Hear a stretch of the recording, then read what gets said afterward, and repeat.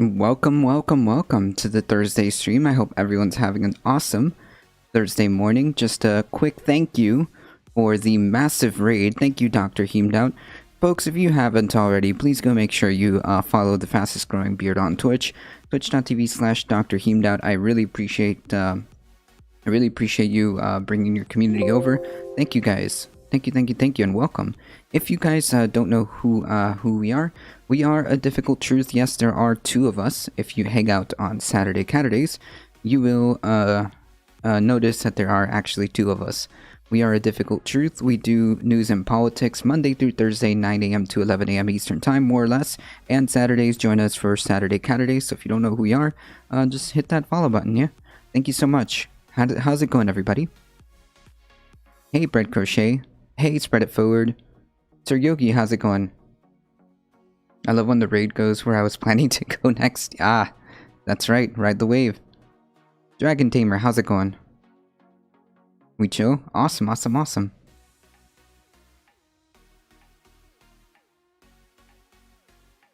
Chocolate Too Terrible, how's it going? William Dufferange, how's it going? Pepe Silva, how's it going? Ooh, so many wonderful folks here. Hey, morning.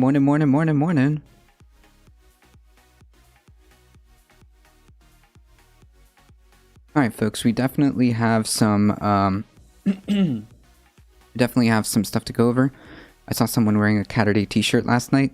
Nice, that's how it should be.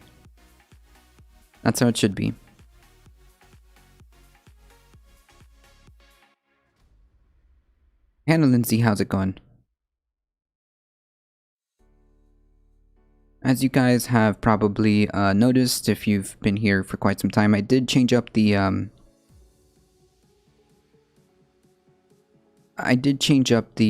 design for the stream a little bit, so let me know what you guys think. Using some feedback between friends, the community, family. Seems to me like this is catching on just fine. I did make the camera just a little bit bigger, but any other suggestions, you guys are more than welcome to submit that on the Discord. What's on the docket today? We have quite a few things to go through. Majority of it is COVID. I think COVID is probably the most pertinent issue here. Seems to me like we're having trouble reaching herd immunity if we ever will. So it is our job to try to push the I was thinking it looked cleaner but wasn't sure why. Thank you, I appreciate that. Yay, that's sort of what we're going for here, Sir Yogi. There we go. See, that's the type of stuff we're going for. Yeah, it seems like we're having trouble breaking through herd immunity because obviously the massive amount of misinformation, which we will get into. Alright, folks, let me lower this here. And, perfect.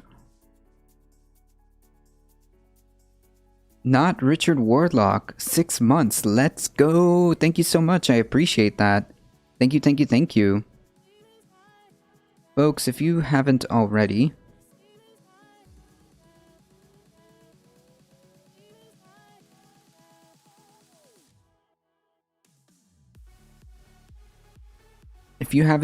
please go follow twitch.tv/leftflankvets. If you haven't, what are you doing? Hit that follow button, check them out. They're usually in the afternoons. Usually, they're already pretty much on after majority of reports. So I would say within that time frame, go check them out. They do good stuff. I was watching yesterday the interview with Corvus. I was watching the interview with Xander Corvus. Pretty good stuff. Hey Darknet, how long do you think it will take Pac-Man to copy your new look? I don't know, but I've got my eyes on him. Make sure he doesn't steal my look, alright?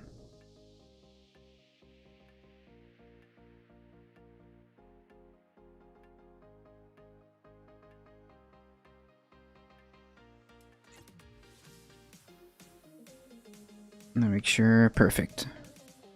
Alright, folks, we got a few things to go through. I think I brought up everything. Ah.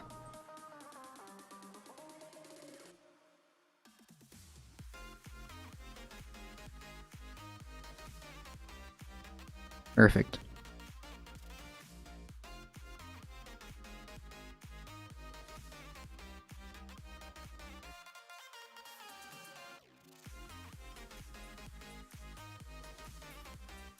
FTC unanimously backs new policy supporting right to repair your own devices. I think this is a great step forward, folks, to be quite honest. Right to repair should have just been the standard for people. And I don't see why, other than just allowing companies to basically force people to buy new products or make it so incredibly expensive or unrepairable. I think that right to repair is good. Following an executive order by President Biden, the FTC is now making a renewed effort to prevent companies from restricting your right to fix yourself. Right, because there's also like the question of like some will tell you that if you break certain things, not break certain things, but like if you try to alter or repair something, it may void the warranty. It may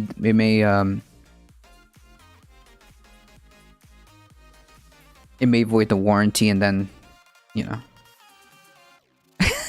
Wait, for real?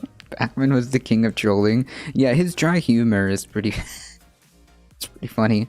He told chat some guy from named Mike from New Jersey.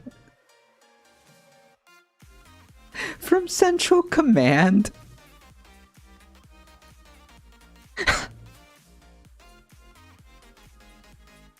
From Central Command was harassing him. From that's a good one, actually. That's actually a good one. Mike from New Jersey from Central Command. Oh. Following an executive order from President Biden, the FTC voted unanimously to adopt a new policy designed to support the growing right to repair movement. Passed in a 5-0 decision, FTC's new policy is designed to make it easier for consumers to fix their own devices and also pledges to step up investigations of companies suspected of having unlawful repair restrictions. That's something the FTC admitted it has not been an enforcement priority for the commission for a number of years.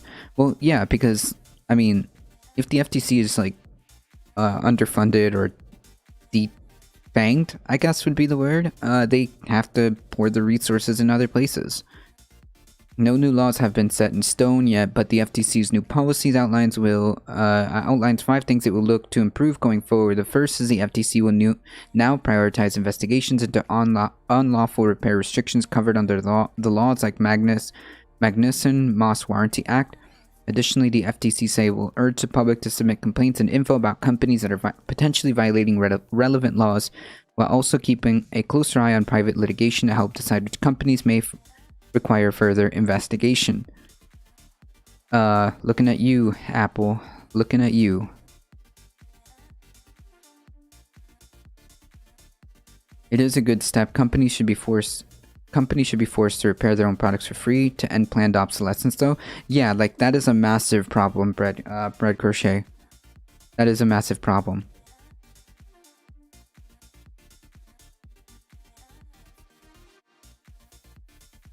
Not sure if I gave a shout out, but just in case, head on over to twitch.tv/breadcrochet.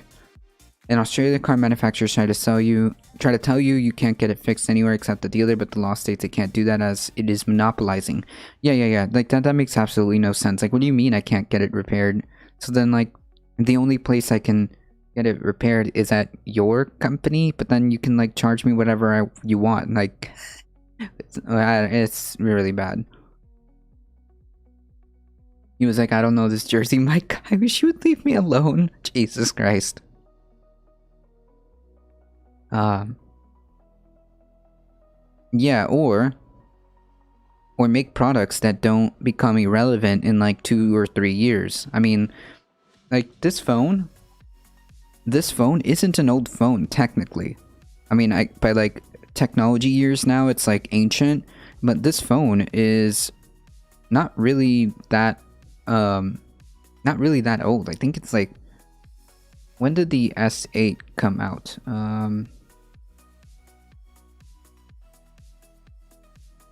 Release date June of 2017. Oh, so this is about 4 years old.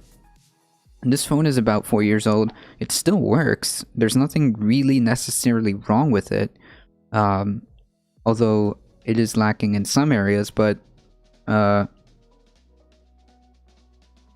it's not really that bad. I mean, it handles everything that I really technically need, although some of the stuff is lacking, like the camera. But the point being is, it's only 4 years old, and they're already telling me that there will be no further updates, right? There's not going to be any further updates or maintenance for these phones anymore. The point being is that they're trying to make you buy the latest phone, when in reality, there's nothing wrong with this phone, right? They're just trying to like make you buy the latest phone. It's like only 4 years old. Hey Pirate Ninja, how's it going? A right to repair is also about providing documentation to enable customers to repair the products to working order. Yeah, like that's the point, to avoid or to minimize, disincentivize planned obsolescence.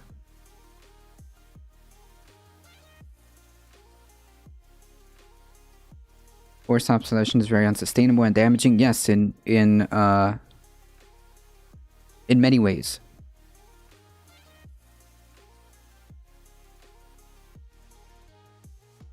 In many ways.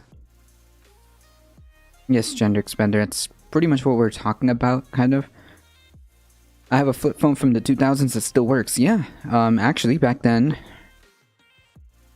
a lot of these phones were pretty durable. The whole meme, the Nokia meme. The Nokia meme. I bet you if I were to uncover and have the ability to charge my Nokia, it'd probably work. It'd probably work. Somewhere. Somewhere in the depths of my belongings, I have a T-Mobile Sidekick. Somewhere. The screen on my phone keeps cracking very easily. Yikes. I recommend, I don't know if you could see it. I have an Abacus that still works just fine. True. I have like a, see that shiny thing? That screen protector is pretty good. I've dropped this phone. I must have dropped this phone like over 9,000 times. And it has yet to crack. It has yet to crack. The only thing that worries me is the only thing that worries me is the charger. But I think it's fine so far. Hasn't really given me any problems. Nokia 33 range were solid. I dropped one under a bus. Not even a scratch. True. True. True.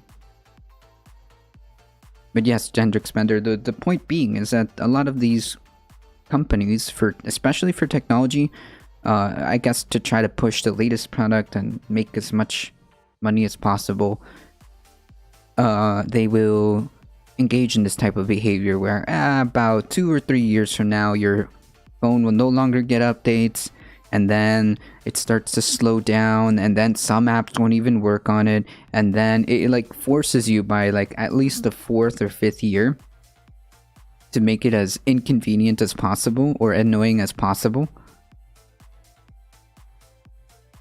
to make sure that you buy the latest phone, and the latest phone being of course over like $1,000, which makes no sense, but you know, whatever. After the nuclear holocaust, the only things that will survive are cockroaches and Nokias. True. True. True. When we get into the Fallout phase of humanity, when we're living Fallout in IRL, everyone will be rocking whatever Nokias are left in circulation.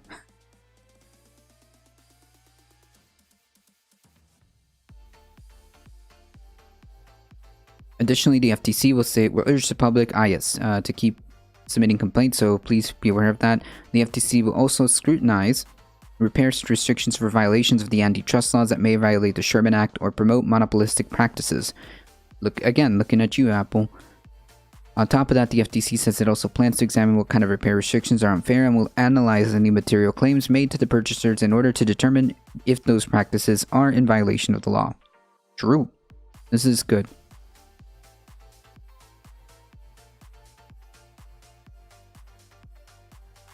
Or you can sign up for a plan that lets you get discounted upgrades every 2 years. It will cost you $200 a month. Are those like... I remember it was highly promoted. I think T-Mobile was one of the first people that did this. They called it the Jump program or something like that. Is that what you're referring to?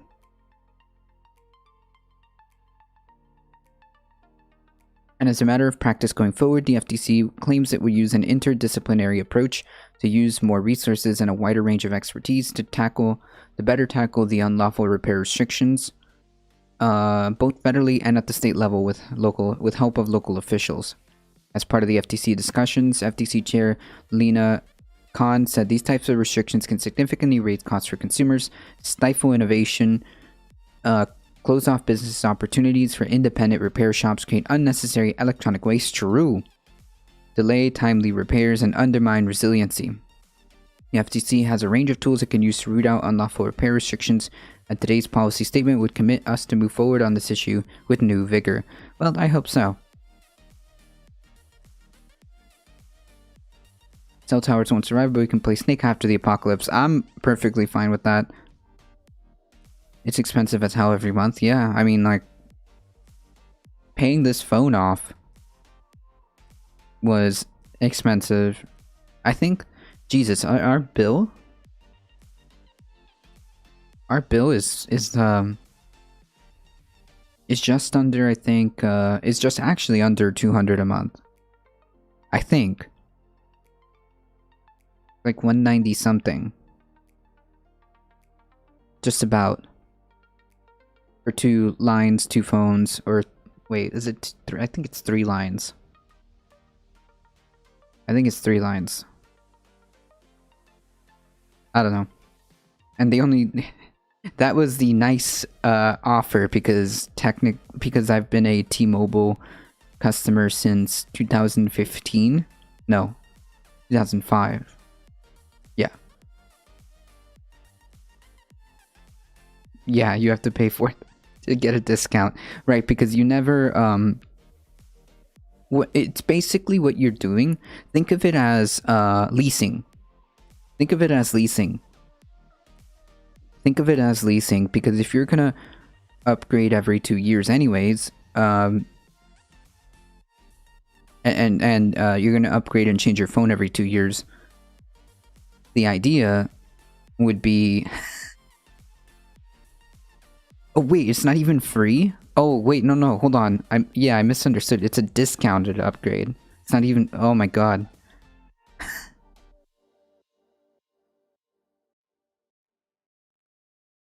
Nah. I don't know.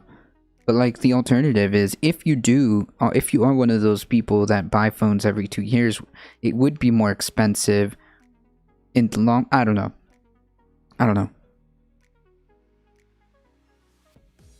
I mean, I would kind of get 200 for the newest phone everywhere. Like, I would kind of get 200 for the newest phone every year. Yeah, I don't know. It just seems like a leasing type of deal. My rule is to skip 3 generations before I get a new one. What? $5 a month for mobile? What? True. My rule is to skip 3 generations before I get a new one. I think we've skipped what? How much? Where are we with the Samsungs? Newest Galaxy 21. Wait, there's no way that it went from Samsung S8 to 21. I think they may have skipped something.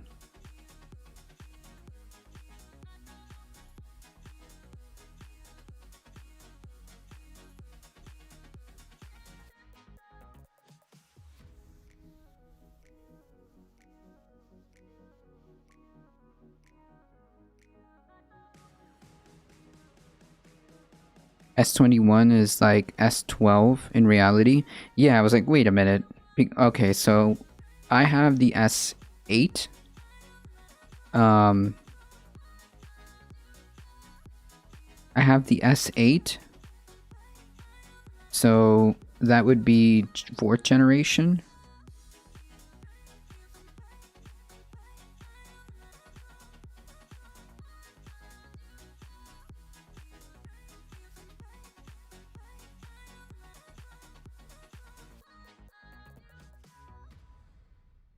Hold on, I gotta post the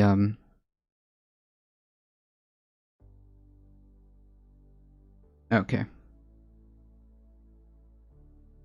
I pay 20 bucks with consumer cellular, like with 30 gigs of data. Gotcha. My rules to not buy things until I absolutely have to. True. I got whatever $50 phone that was selling 2 years ago. Yeah, I think... Yeah, I'm not sure where it jumped because I'm pretty sure it didn't go from S8, S9, S10, S20, S21. Like, I'm pretty sure this is like 4th generation.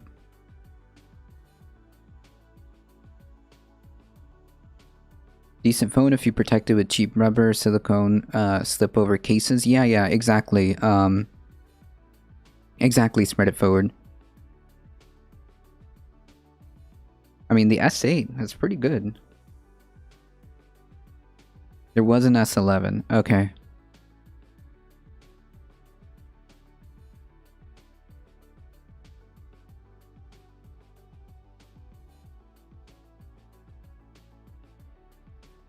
I mean, this does everything I need so far. More importantly, it works with more importantly, it works with the microphone I have. So, I mean, I could literally make content on the go. That's all I need, and it's just good enough.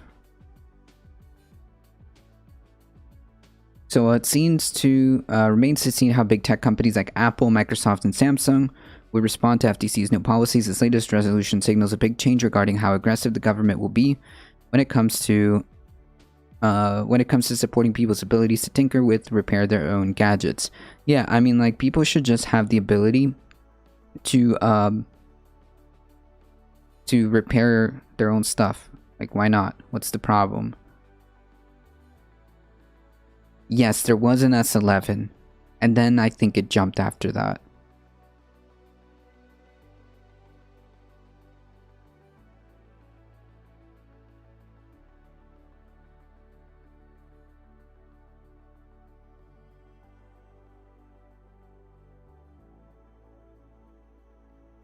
Wicker and Manchin vow support for the Hyde Amendment, calling it decades-long compromise. Nice.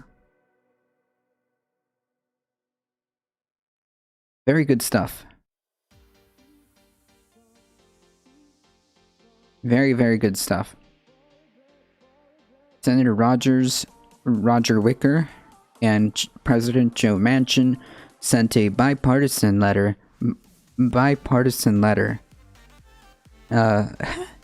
I mean, like, is it... Guys, answer me this question. Is it really bipartisan when a conservative Republican is joining hands with one of the most conservative Democrats? I mean, like, that's not really bipartisan, is it? Right? It's just two conservatives. That's really what it is. It's just two conservatives. I see Republicans dismantling this policy in 2 years. Maybe. It depends. It would be cool if you could put something like Linux on the phone when no longer being updated. I think there is. I've seen people get really, really creative. I don't know how like capable it is nowadays, but I've seen people do something like that, Sir Yogi. Linux is dope. Let's be real, two capitalist right-wing groups anyways. Yeah. I would say that there's like a majority that is just like that. Oh,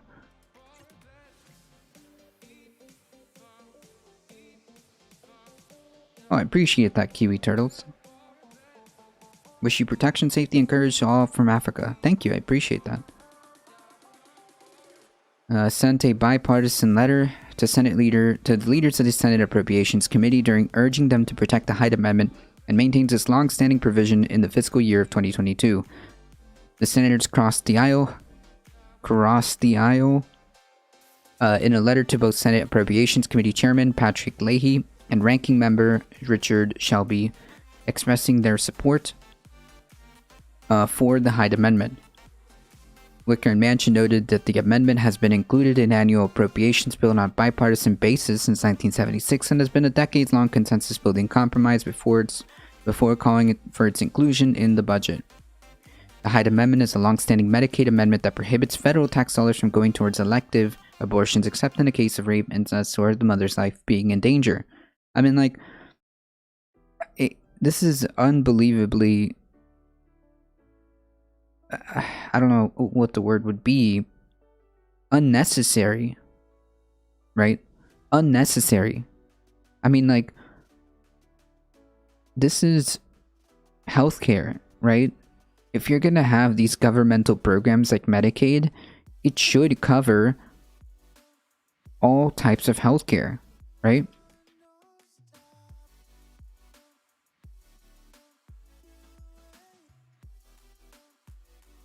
Recent public polls show that 60% of Americans oppose or strongly oppose using taxpayer dollars to support abortion. Both Democrat and Republican presidents have signed the Hyde Amendment into law. Okay? Hey guys, we've done like this really unnecessary and crappy thing for like decades, so I mean, like, there's nothing we can do about it. It's not like we should always strive to change for the better. Everything should just remain the same. There's absolutely no way or no possibility of improvement. There's just no point. I mean, it's just been there since 76. Like, wait, what logic does that? What logic? That doesn't make any sense. How is tax money used to support abortions? I think what they're saying is they wanted to prevent any type of federal funding for institutions like Planned Parenthood, which is probably the reason why it doesn't get any federal dollars, is because of the Hyde Amendment, I imagine. It has passed through both Democrat and Republican controlled Congresses, and it has been upheld by the Supreme Court in 1980. Repealing this provision would eliminate over 40 years of bipartisan precedent. Wait, really? This is the culmination of bipartisanship, where we're so hell-bent on bipartisanship that we are willing to go... that we're willing to say that there's absolutely nothing we can do to change to make this a better place for the sake of bipartisanship because it's been there for 40 years? Wait. That doesn't make any sense.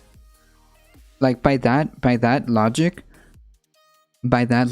nothing should ever change. By that logic, anything that had any minimal bipartisanship support... No, sorry guys, we can't change it.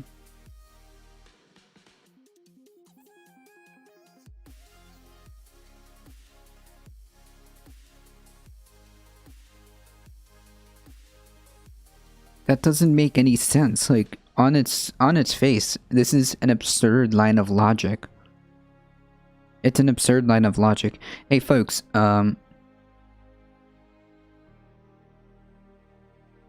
argument from antiquity is a logical fallacy. Thank you, Memmius. Yeah, like this. Thank you for pointing out the exact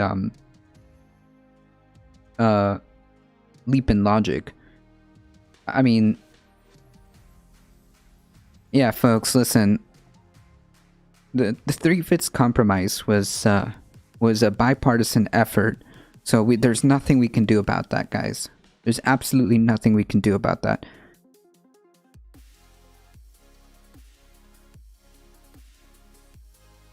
Because of their specific religion, we can't get abortions in healthcare. Yep, you can blame these religious fundamentalist conservatives.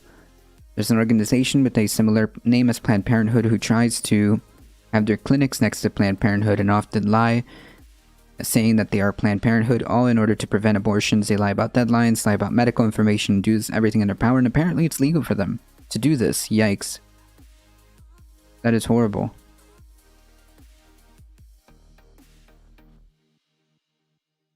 Argument from antiquities whenever anyone in Congress speaks since they're all dinosaurs. True. True. President Biden recently flipped on his decades-long stance supporting the bipartisan... I don't get it. There's nothing bipartisan about this. This is just conservatives. Okay? Just because you have a D next to your name does not change the fact that you are conservative. There are conservative Democrats, Joe Manchin being one. This isn't bipartisan. President Biden recently flipped his long decade stance supporting the bipartisan amendment, and congressional Democrats dropped the measure from the budget this year in an unprecedented move.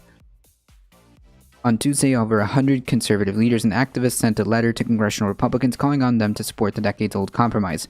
Right, so, in other words, there's nothing bipartisan about this, it's just conservatives. That's it. That's literally it.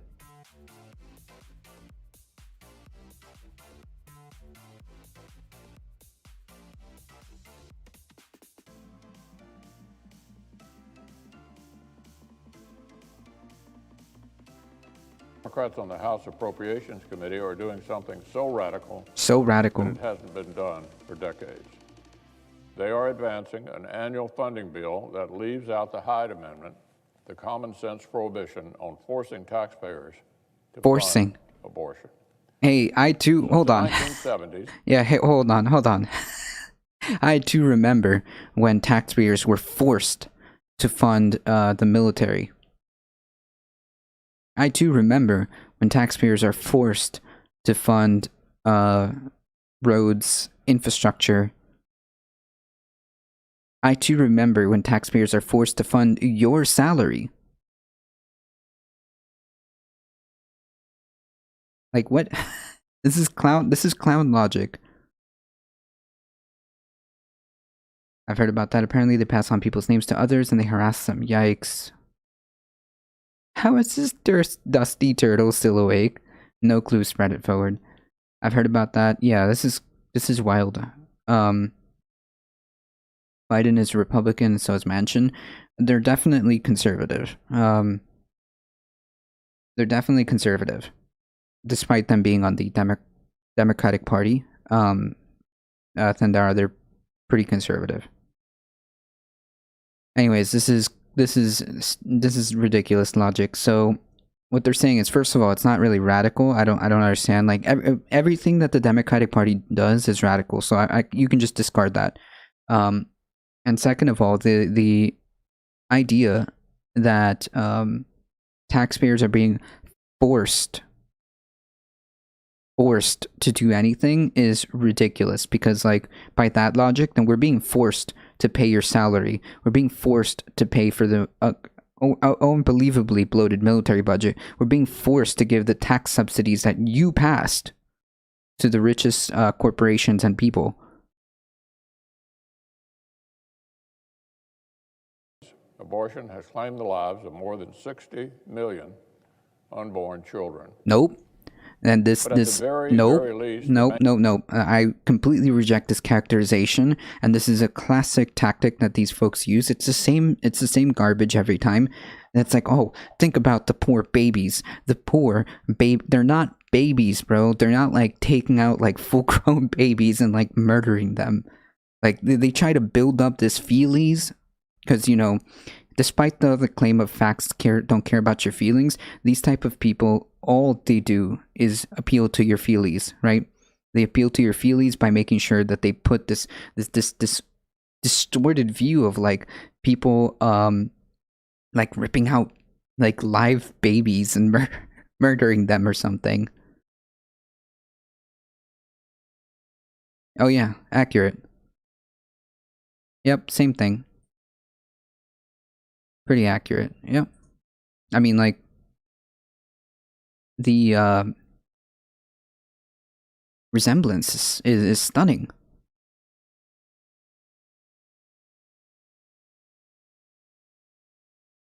There's something to about don't get about conservatism. If I want to change something which is wrong, then I face people that are conservatives as bad. But once I change, aren't we supposed to conserve it to conserve a good thing? Well, conservatives aren't interested in conserving anything, to be honest. They claim to be, but whatever. They claim to conserve. I don't even know, like, at this point what their goal is. I don't even know what their goal is, to be honest. I guess we can't menstruate and masturbate because think of the unborn children. Correct, Wing. Think of the unborn children.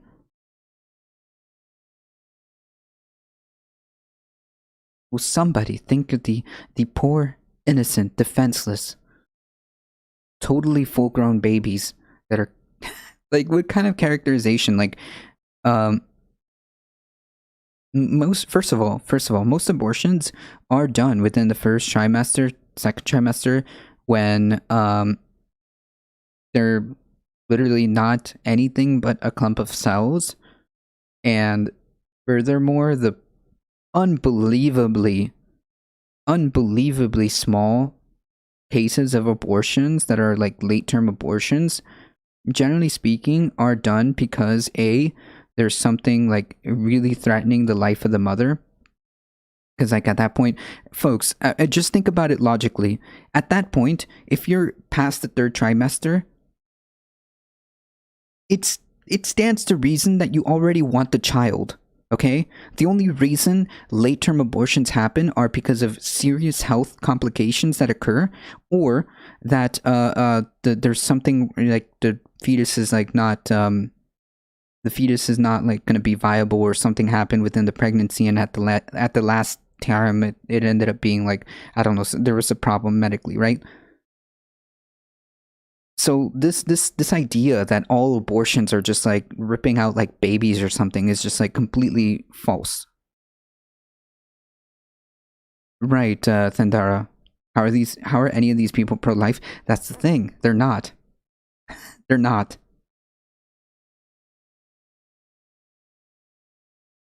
Let's just call it anti-woman rights. True.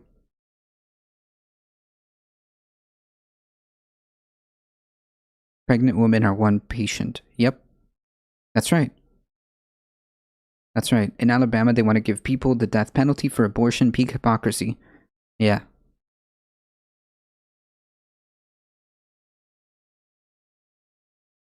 Have you seen, they aren't pro-life. Have you seen our orphanage system that they created? It's hell on earth. This is true.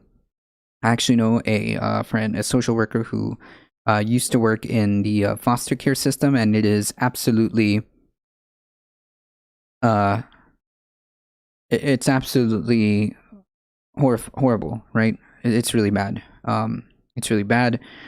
It's underfunded. It's understaffed. The conditions aren't good. So yeah, no, these people do not care. These people do not care about pro-life. It's a misnomer. It's a ruse. It's branding. That's what it is. That's really what it is. Mainstream bipartisan Hyde Amendment has ensured that taxpayers' hard-earned money is not funneled into this brutal practice. Brutal practice? Bipartisan coalition. Wait, what brutal practice? Wait, what brutal practice? Hold on, source? Wait, what does that even mean?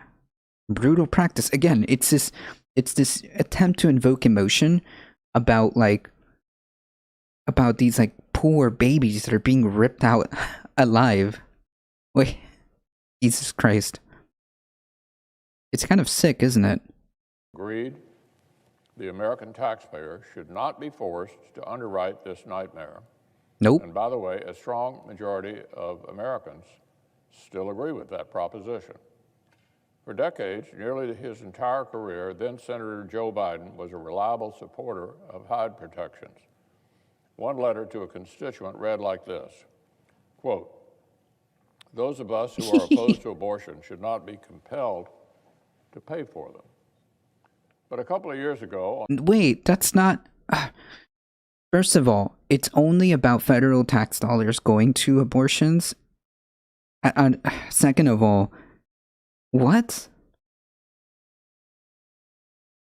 That doesn't make any sense. And third of all, anecdotal evidence? Cool. You got this like one letter from this one dude. Okay, and? And? Can I submit my anecdote about how you're wrong on every single one of these points? On the presidential campaign trail, our former colleague... Alright, hold on, folks. My internet keeps like bugging out. So, hold on, folks.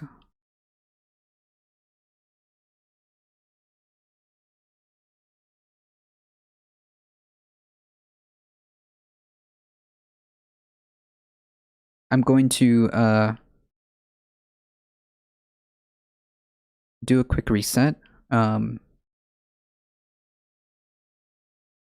going to do a quick reset, and hopefully that will solve that issue.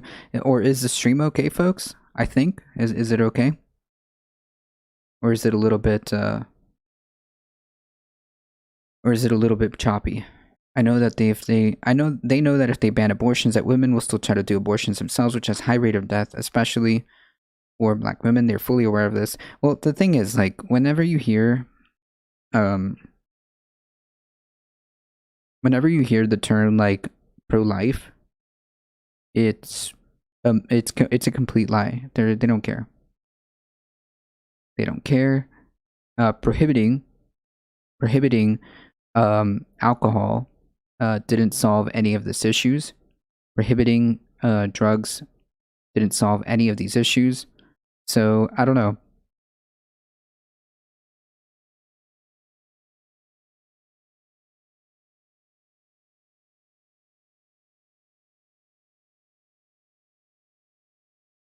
Hey, Surfer Go Gritty.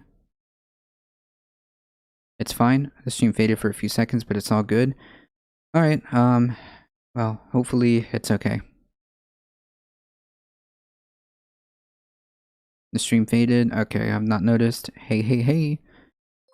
Hi from the doctor with the asterisk. Hey, Doc, thank you so much for the raid. Welcome, everybody.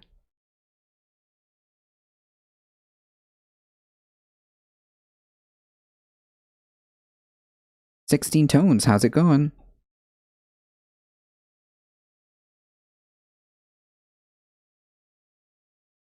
Right, the pro-life choice would, the pro-life argument would be Medicare for all. There are some fine folks in chat. Please go check out twitch.tv/DocBinwin and twitch.tv/SurferGoGritty. Do it because I say so. Pro-life would mean demanding a living wage. Yeah, but they're not interested in any of this stuff. They're not interested in any of this stuff. He let the demands of the increasingly radical left overcome a principle. The increasing radical left. For decades. Yeah, I too remember when Joe Biden is considered the increasing radical left. The also increasing radical left Joe Manchin. So earlier this year, the president's budget request obligingly proposed ending this long-standing protection. Yet another way in which the administration has sold itself as moderate and unifying is now spiraling way folks, to the left. And this week, the House is following through. In today's Democratic Party, there's no room to dissent from the far left's culture war. What? Even in the most modest, most long. What?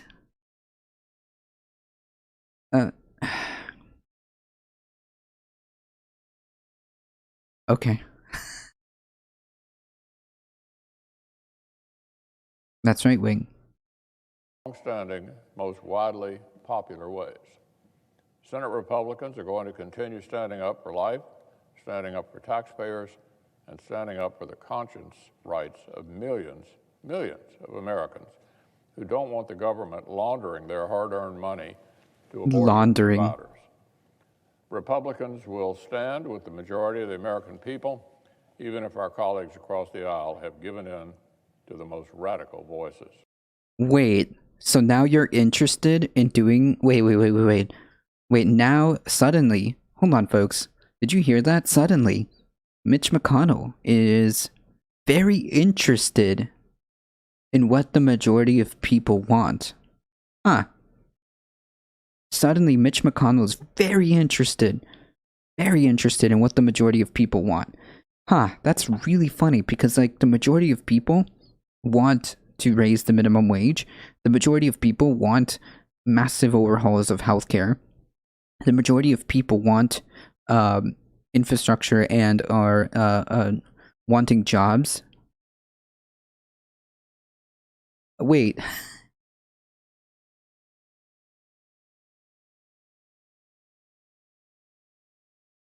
Inflation is a lie. Inflation is solely from companies increases the price to increase their quarterly profit charts. Well, I don't know about that. Spiraling means it describes you more in stream and usually in a negative connotation. That's also true. It's a rhetorical thing. Yes, because Biden bombing Syria with no one's consent is far too radical left. Nope. It's just right on. It's just right on. Spot on. His voice is making me sleepy. It's okay. We only have 1 second. All right. Hi, Tom Gentile here, America's number.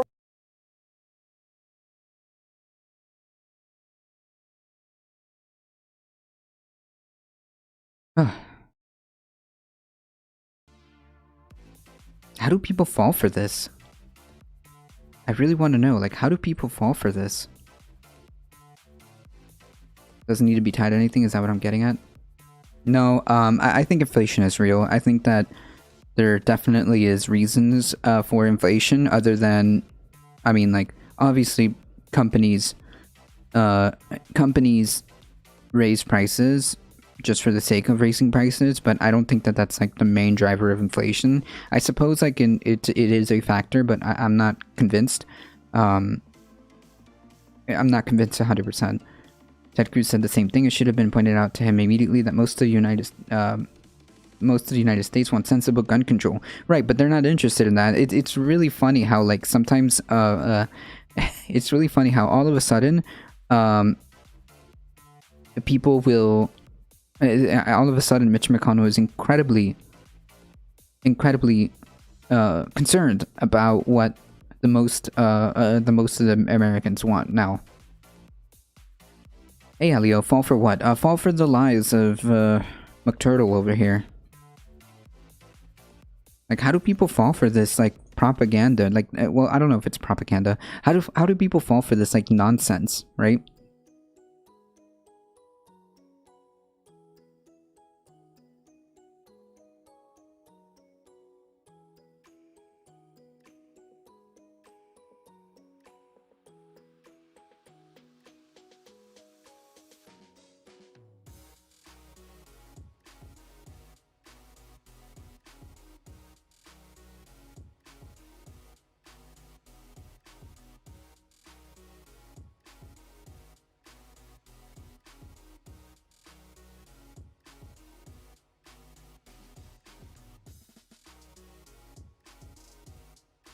Inflation is real, but it's not as simple as neoclassic models, such as velocity of money would indicate. True.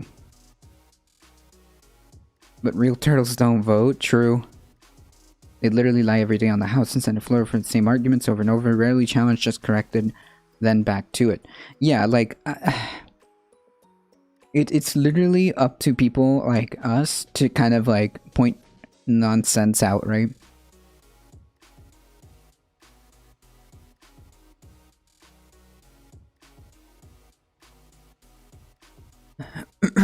It's mostly made up in this economy. There are some supply chain reasons it could happen, but that's not what's happening in this economy. Well, I would say I'm too economically ignorant to fully put the picture together, to be quite honest. I can't get through C-SPAN anymore unless it's about January 6th.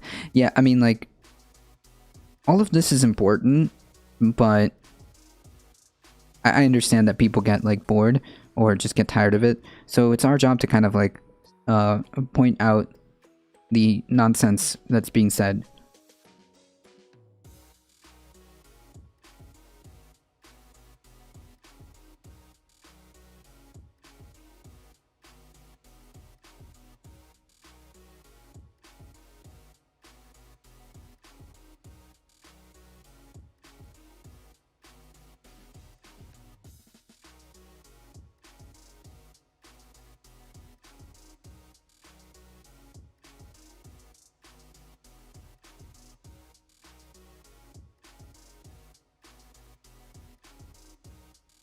Alright, folks. We gotta talk a little bit about COVID.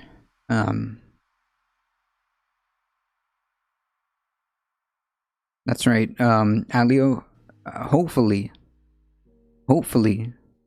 the idea would be that this is, quote, temporary, but we have...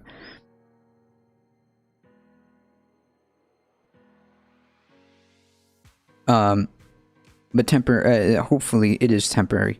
Sounds like a reading stream on economics is what we need. Maybe one of these days I'll like dedicate myself to doing different segments on different things, especially things that I have very limited knowledge about. That's a good idea, Servergirl.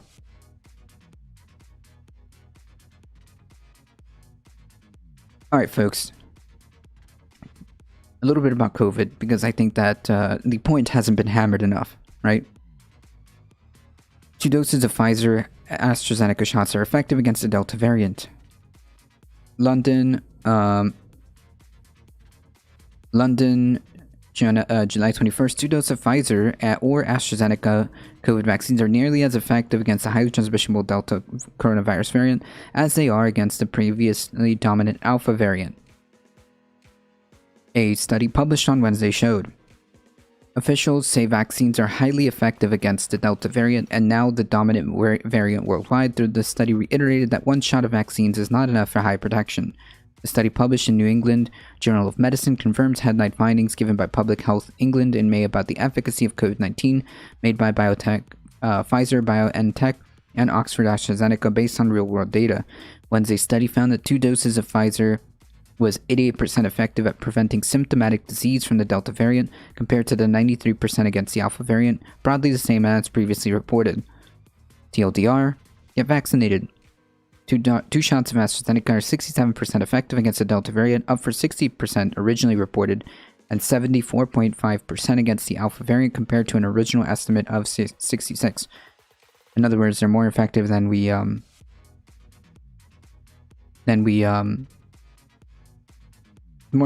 take. Only the modest differences in vaccine effectiveness are noted with the Delta variant as compared with the Alpha variant. Only modest differences in vaccine effectiveness were noted with the Delta variant as compared with the Alpha variant after the receipt of 2 vaccine doses. Alpha variant after 2 vaccine doses, Public Health of England researchers wrote in the study. Data from Israel has estimated lower effectiveness of Pfizer shots against symptomatic disease, although protection against severe disease still remains high. PHE has previously said that the first dose of either vaccine are around 33% effective against symptomatic disease from the Delta variant. A full study published on Wednesday found that 1 dose of Pfizer shot was 36% effective and 1 dose of AstraZeneca was 30% effective. Our findings reduce effectiveness after the first dose would support efforts to maximize vaccine uptake with 2 doses among vulnerable groups in the context of circulation of the Delta variant. In other words, yeah, get vaccinated. So this is to stress the fact that as more studies come in, it seems to me like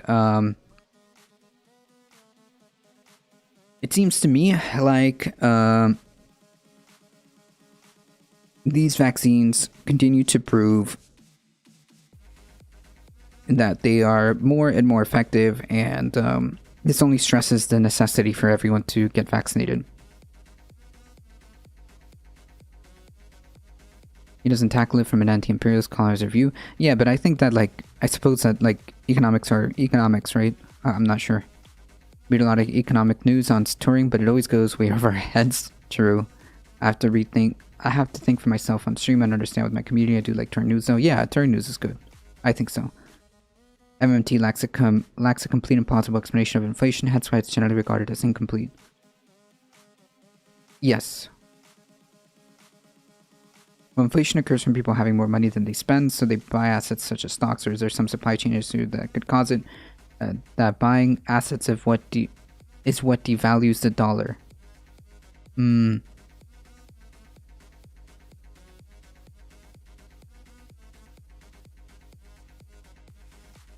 Buying of assets is what devalues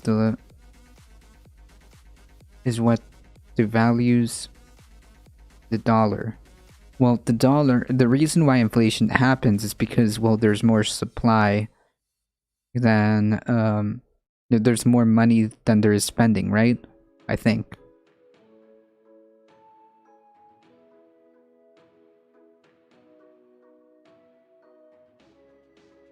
So, like, an oversimplified... that's the classical economic view. Gotcha. Okay. Economics is a cult and pseudoscience. I mean, there are things you can use from it. The supply doesn't really matter. It's about where it goes. Gotcha. Okay. Well, I'm not going to pretend that I'm very good at economics, so... You'll forgive me if my understanding of economics is very elementary. The TLDR of this is, as more research happens, it turns out we are seeing that this vaccine is more effective. Okay? Get vaccinated.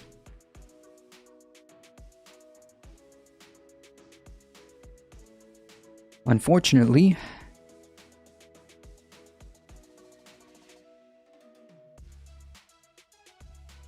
the government can print all the money forever as long as it goes to infrastructure and community building without any inflation.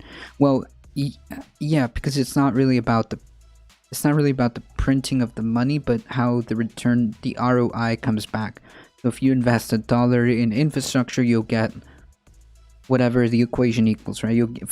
Just to give you like an illustration, if you put $1 into infrastructure, you'll get like 1.75 back or something like that.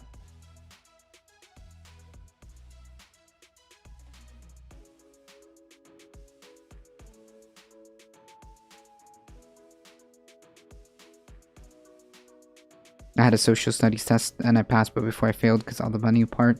Economics sucks. Vaccines are one of the most incredible human innovations and probably the single most life-saving medical innovation in the history of medicine. Hey Memius, hey Memo. The government can give everyone the exact number of dollars needed to survive without any inflation. Okay.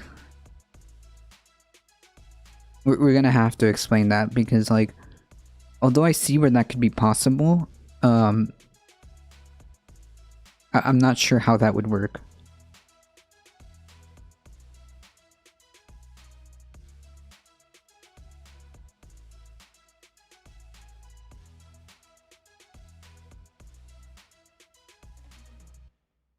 Guys, we will have an economic reading and learning stream COVID news now. Yeah, it's basically what it is. What we've turned ourselves into right now. So that's fine. I'm okay with that.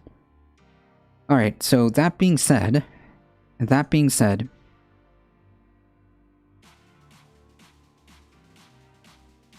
realistically speaking, generally speaking, unless you're under 12,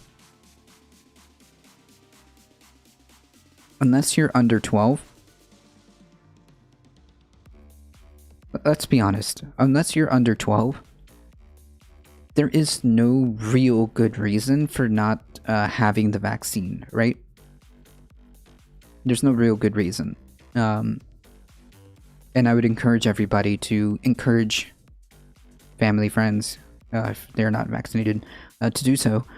And if you're one of those folks who have skeptical issues or who are skeptical or who have questions, I highly recommend you get all those worries, all those concerns solved by asking your doctor, asking your pharmacist, or whoever is going to administer, or some who can administer it. Whatever it is that you need to do, ask your doctor if you have any type of concerns or questions. Don't take the word on it from some bobblehead on Facebook or Twitter or YouTube or Twitch. They're not doctors, okay? Politicians are not doctors. Rand Paul is not a doctor, okay? Not a real one. He's an ophthalmologist, and even at that, there's questionable methods as to how he obtained his certification. He's not a virologist. He's not an expert on this. Don't listen to politicians. Don't listen to the folks on Facebook or Twitter. If you have any real, legitimate concerns, ask your doctor. Easy. Or, the COVID vaccine is free. Go to your pharmacist. Okay, they're professionals. They're trained for this. I disagree, some can't take the time off to get it and can't take the time off if they feel sick, but just generally most should have it. Right, I'm saying, like, if you have the capabilities of doing so, like, as many people as possible should be striving. What I'm saying is that there's no real good reason as to why you should reject the notion of getting the vaccine. Does that make sense?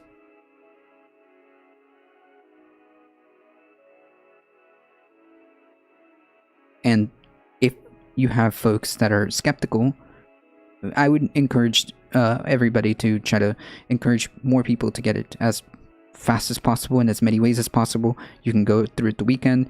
I did it through the weekends. I mean, it's possible. So I would recommend everybody to encourage as many people as possible to get the vaccine.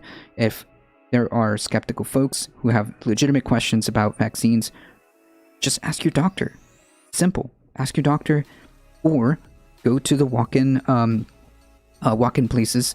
There are most pharmacies will have it. Ask the pharmacist. It's free. Okay? It's free.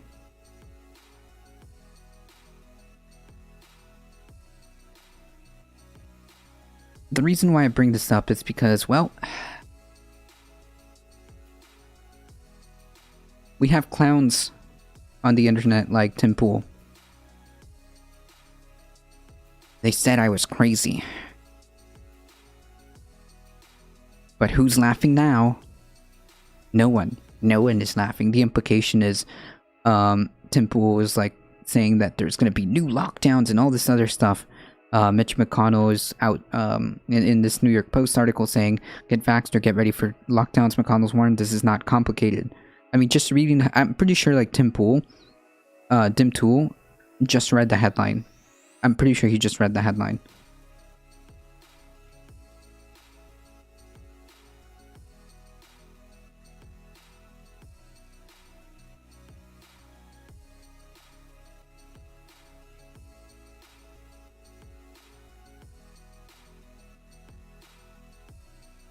And mind you, this is coming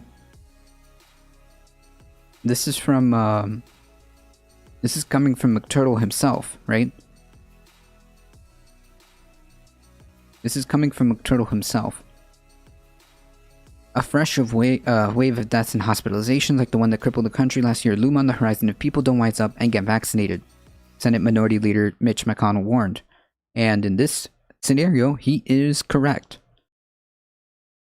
We're already seeing rises in cases, and of course, the rise in cases are triggering rises in hospitalizations, which will inevitably trigger more lockdowns. If you don't like the lockdowns, and if you're so adamant about governmental lockdowns or whatever, hey, there's a real quick thing you can do. Get vaccinated. These shots need to get in people's arms, and everybody's arms as rapidly as possible. We're coming back into a situation in the fall that we don't yearn for, and that we went through last year. This is not complicated. Even though there was no real serious national lockdown, there never was. The concept of what he's saying is true. The concept of what he's saying is true, right?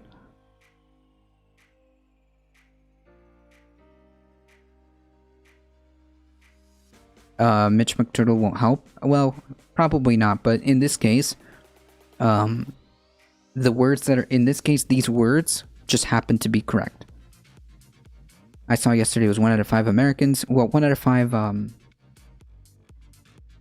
Was it 1 out of 5 Americans or 1 out of 5 like Republicans? I think we went over that story. Asked about comments from Utah Governor Spencer Cox alleging that conservative pundits are killing people with their rhetoric, McConnell said that he encourages everybody to ignore all these other voices that are giving demonstrably bad advice. I mean, yeah, true. Listen, I'm not going to dispute this. And I will also say, do not listen to this demonstrably bad advice, alright? Do not listen to this demonstrably bad advice. Like, objectively, in every way, shape, or form, unless, like, there's some seriously, like, a very, I guess, like, in the almost statistically ignorable circumstances. But in generalities, like, objectively, the vaccine is the best play, right? Just objectively, in all the numbers being shown, the vaccine is the best play. If you care about your health, if you care about the health of others, if you care about the health of your family, if you want things to return to normal, if you're crying about the lockdowns that never really happen nationwide, they happen in some places, but not all. But if you're crying about that, this is the way to avoid it all. That's the way to avoid it all.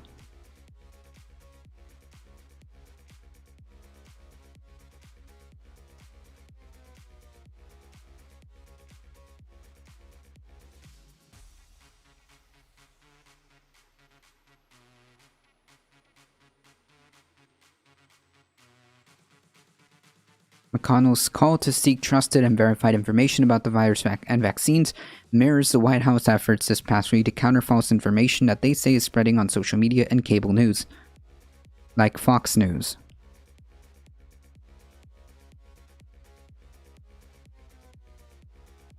Right, what happens when people stop getting measles? More people get measles. Wow, amazing. I think the most convincing argument is that it's the smartest thing we can do. Yeah, it's like this. It's objectively, by metric data, by the numbers, it is the smartest thing you can do. That's just plain and simple. But here we have Dim Tool telling us, or I guess insinuating, that like, they said I was crazy, you know, because I was screeching about lockdowns and like governmental like overreach or something.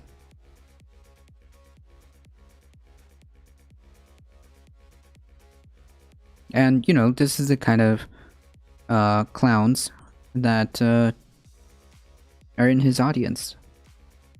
It's a free country, I'm healthy, and I'm choosing not to get it, mostly due to the government being untrustworthy and how they're going about it, and the fact that it seems to not be doing anything. Where did you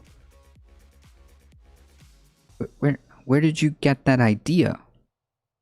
Keep up with vitamins. Keep up with vitamins and sleep. Hey folks, known virus deterrent, vitamins and sleep. I too remember when polio, and I too remember when we had chickenpox vaccines, but nothing beat chickenpox or nothing beat polio like vitamins and sleep. Yeah, I remember.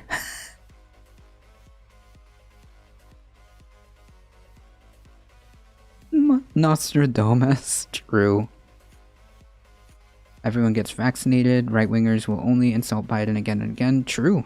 But it's very selfish.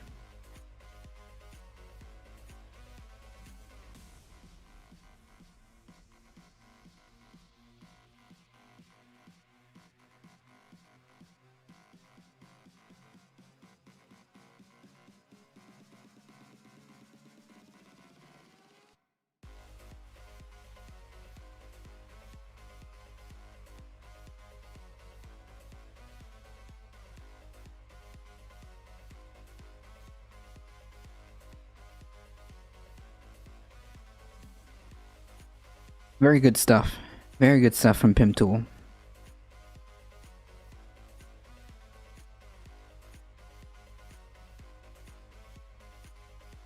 I'm curious. Disaffected liberal.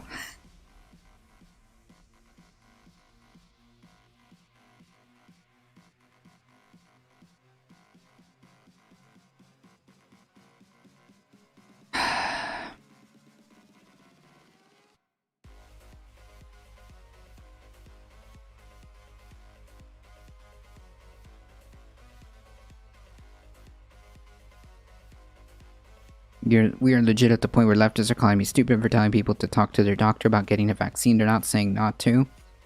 They say not to and just get the shot. Wait, like, who is this? This is hyperpolarization. The right are vaccine hesitant, which is a problem. The left are vaccine zealots. Wait. This is a complete hyperbolic characterization. That tweet is stressing me out. This entire like Twitter thread is stressing me out. The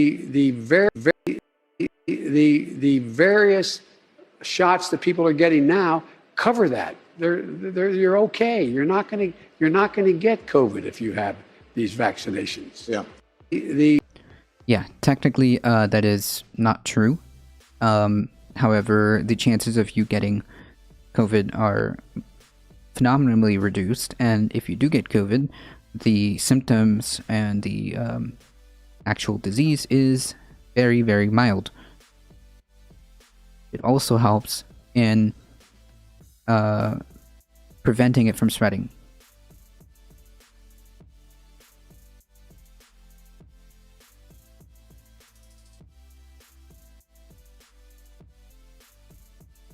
Seems like lockdowns are coming. Well, so here's, I think, the most important thing with the data. If you are vaccinated, fully vaccinated, the chance of you getting seriously ill or dying from COVID is effectively zero. Well, no. If you look at the but people it that is are being very, very, very, very, very, very, very, very, very, very, very, very low. admitted to hospitals, over 95% of them are either not fully vaccinated or not vaccinated at all. And so these vaccines are saving lives. They are reducing mortality. Mortality in nursing homes since we rolled out. I wonder like what exactly like is have like some of these like conservatives, have they realized that like a lot of people that are dying just happen to be conservative? I don't know. Is that why they're changing their tune? The vaccines in I mean, December. it would fall in line with their MO. It's not a problem until it's my problem, right? Is down over 95% due to COVID. Mortality for elderly people since we rolled out the vaccines is down nearly 90%. And so we're proud in Florida that we put seniors first on that because they were the most vulnerable. We have 85% of our seniors that are vaccinated and about 75% of folks over the age of 50. We have no mandate. We've provided information to people, and we've been very honest about any data that... Nah. No, you haven't. That's a lie. It comes out. And I can tell you that if you look, you are seeing people that are vaccinated. For whatever reason, some I think can test positive if you're vaccinated. But they don't get seriously ill, except maybe rare instances. There's always one-offs on stuff. But I can tell you in Florida, your chance of surviving if you're vaccinated is close to 100%. And so we've worked very hard to get those vaccines into all our elderly communities and give it to other folks who could use it. Obviously, when you talk about some of the younger folks, the uptake has been less. I think that the distribution was very effective that we did. And I think we had a lot of good uptake on the Johnson & Johnson in March and into April. We saw a noticeable decline in J&J when they pulled it back because of the FDA. I think it was a huge mistake. I said so at the time. And I think that sent a message that maybe this is not something that that they should be doing. I think that's been unfortunate because I took it. I think it's effective. Yeah. Okie dokie.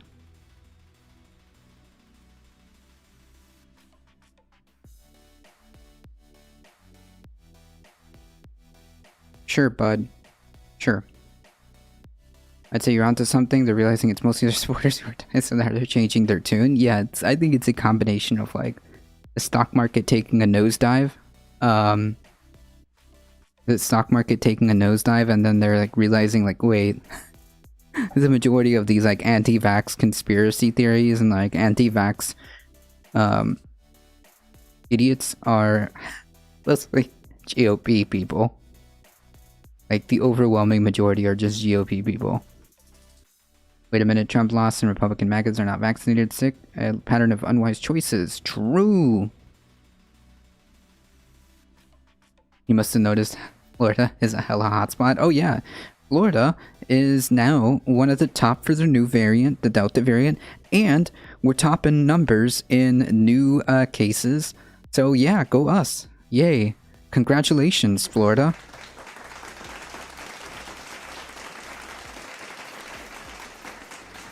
I'd like to also point out that this is the same person who not 2 weeks ago, not even 2 weeks ago, was selling koozies with the statement, "Don't Fauci my Florida."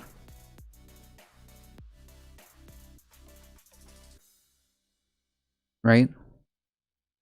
This is, by the way, this is not that he's incorrect, because he was totally correct. Vaccines save lives. Everybody should get vaccinated. So on and so forth. He's right about that. But it's interesting how a week, almost 2 weeks ago, something like that, "Don't Fauci my Florida."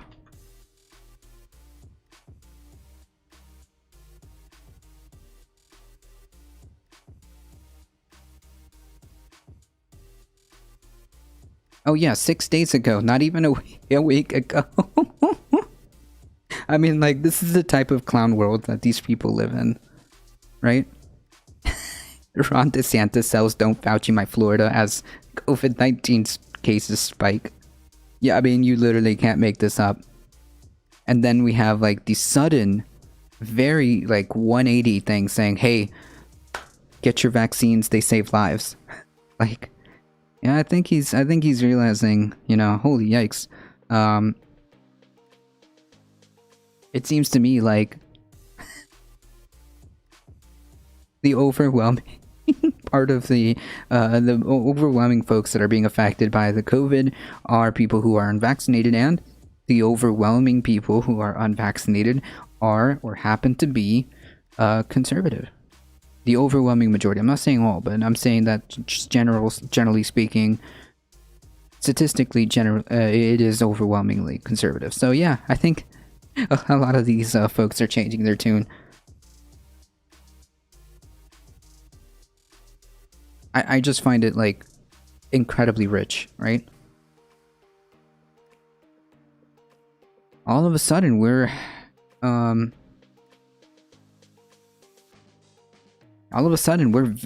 spot on about science and facts, right? All of a sudden we're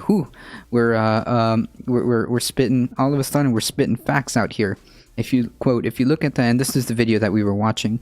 If you look at the video that, if you look at the people that are being admitted to the hospitals, over 95% of them are not fully vaccinated or not vaccinated at all. These vaccines are saving lives and they're reducing mortality. This statement is objectively true in terms of the data. So this whole like anti-vax stuff, really, for the sake of like everybody, even everybody, for the sake of everybody in this country, just get vaccinated, bro. If you have the capability, if you have the ability, you're not under 12, get vaccinated. Simple. Easy. Get vaccinated. Get vaccinated. Get vaccinated. If you have folks that are on the fence about vaccination, encourage them to get vaccinated. Okay? Any serious complications or any serious like questions or concerns, ask your doctor. Okay? The vaccine is free. The vaccine is free. Go to your pharmacy if you don't have health insurance. If you don't have health insurance and you don't have like a primary care physician or primary care doctor, go to the pharmacy. Okay, these are trained professionals. They will answer your questions or concerns. Get the vaccine.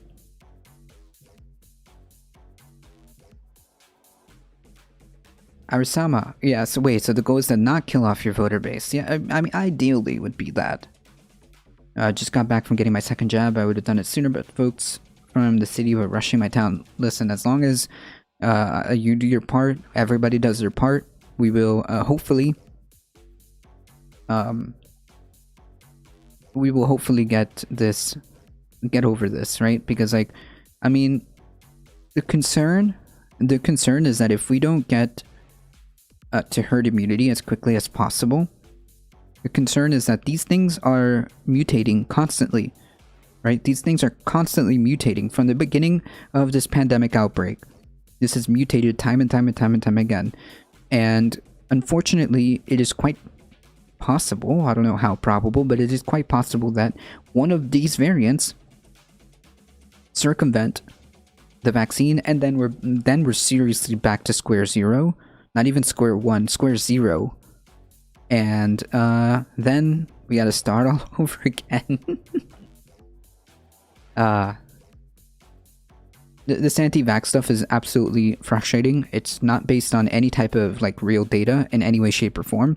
These right-wing people who are propagating this are despicable and should really have some introspection about what they're saying, because it is damaging. All of this misinformation is damaging.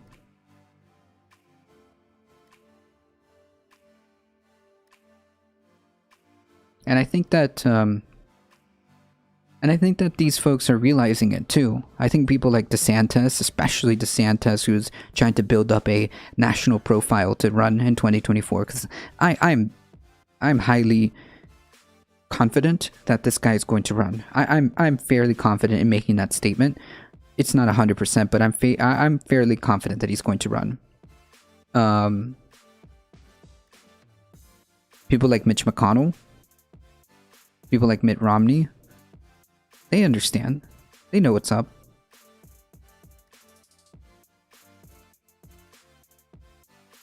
Bit off topic, but I read the headline today. Tasmania has already reached net zero and 100% renewable. So what's next? Well,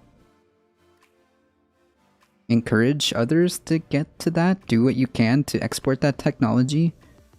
Work on pollution and waste. That's what I would say. Any type of like pollution, like runoff or waste, to be reduced.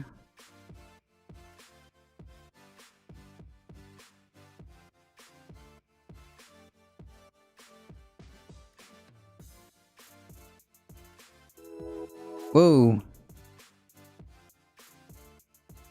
Alright, folks. I'm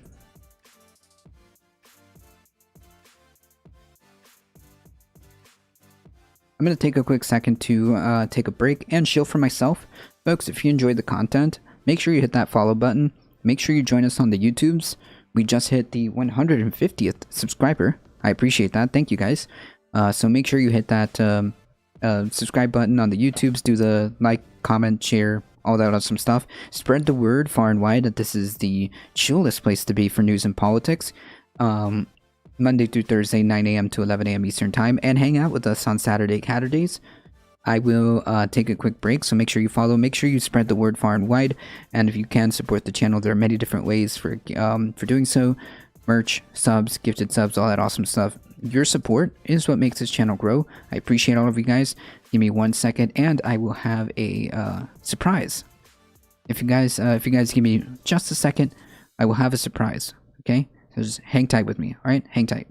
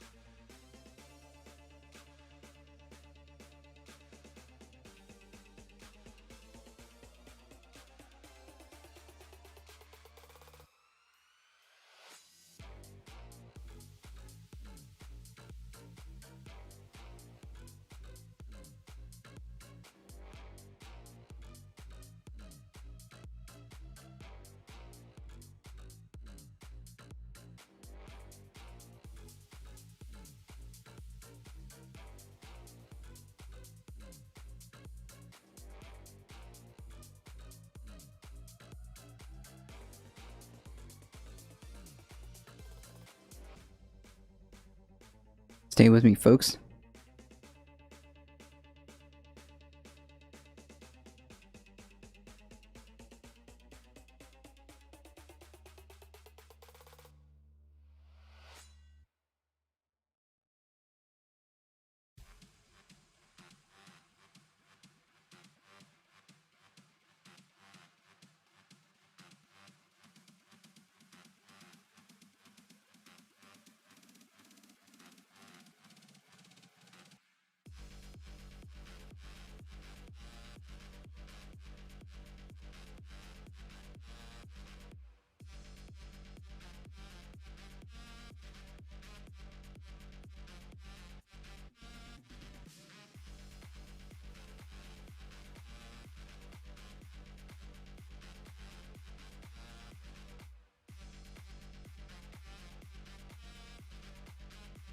Alright.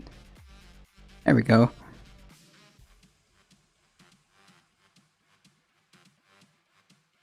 Everybody say hello. For those of you who don't know who this is Resident Cat, Paquita.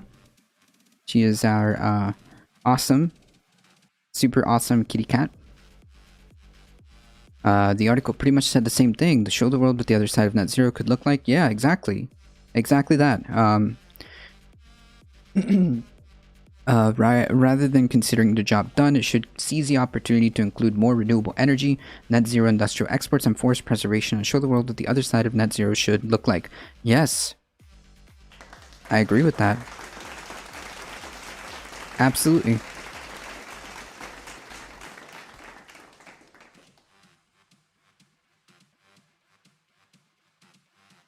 A new report from CNN that has been confirmed by White House Press Secretary Jen Psaki.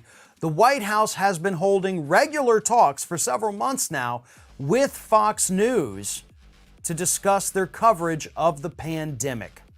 Now, as we all know, Fox News has been one of the largest purveyors of misinformation about the pandemic and the vaccine, basically since the beginning of this thing.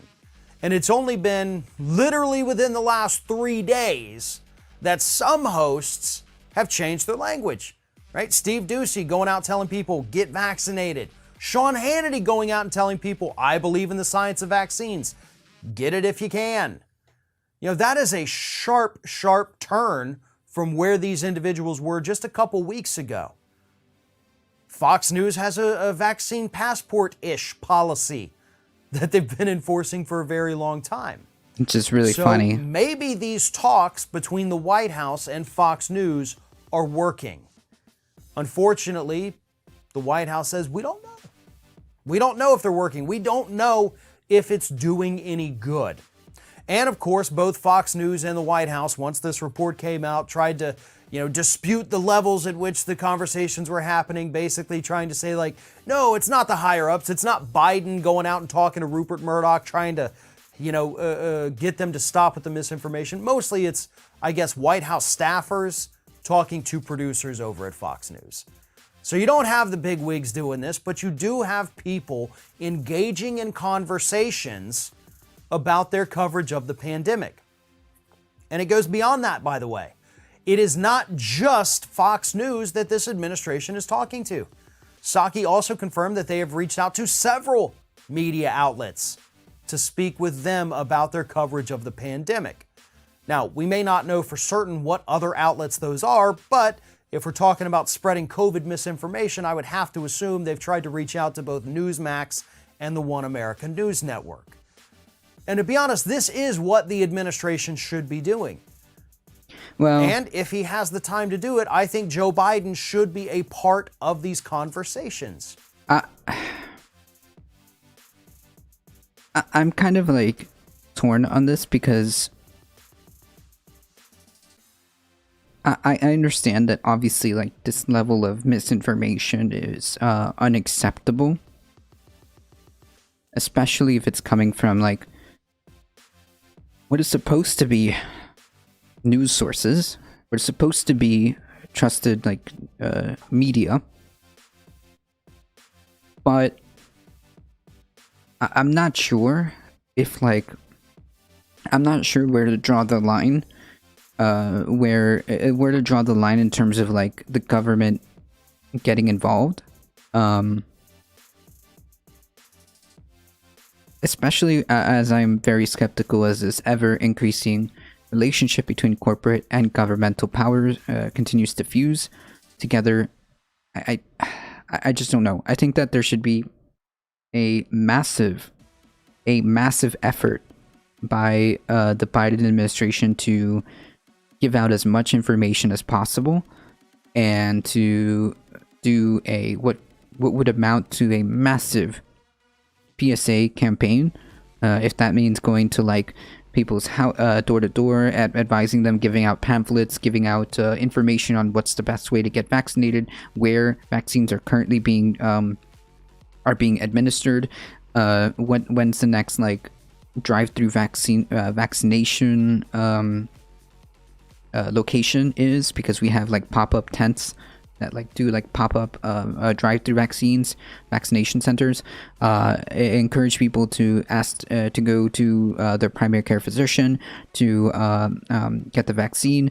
Deploy mobile vaccination units that will go to people, those people in that can't get time off for work.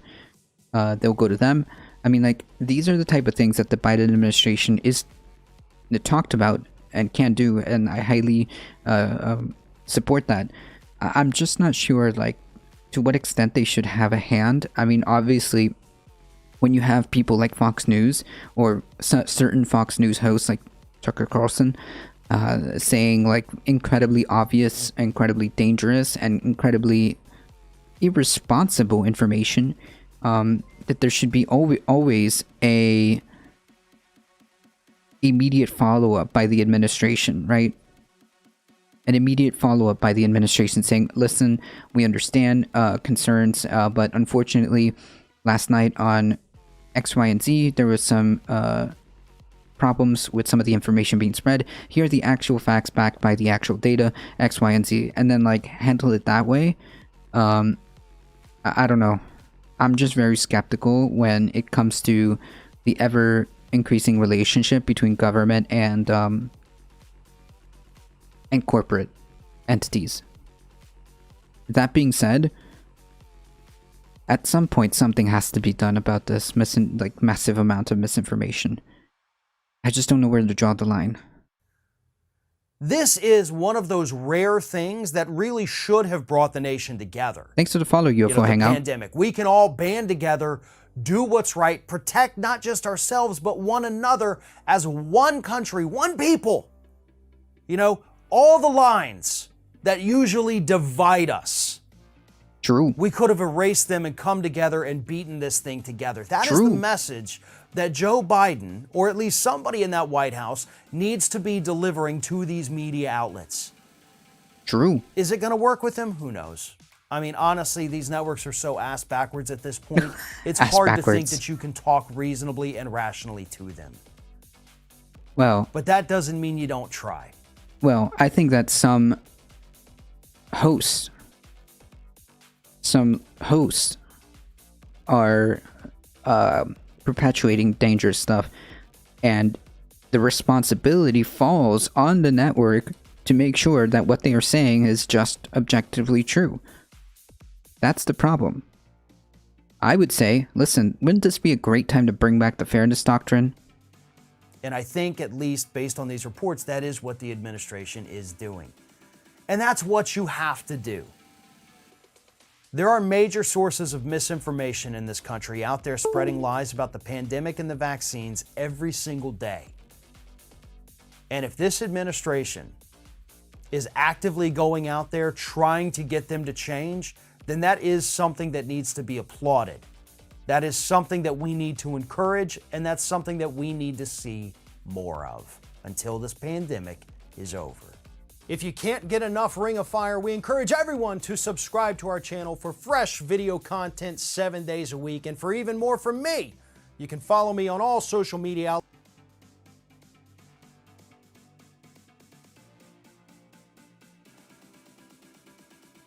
Yeah.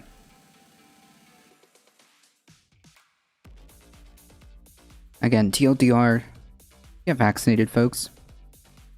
Hey, howdy, howdy. The Roaring 40s are the strongest winds in the world, so they have loads of megahertz windmills.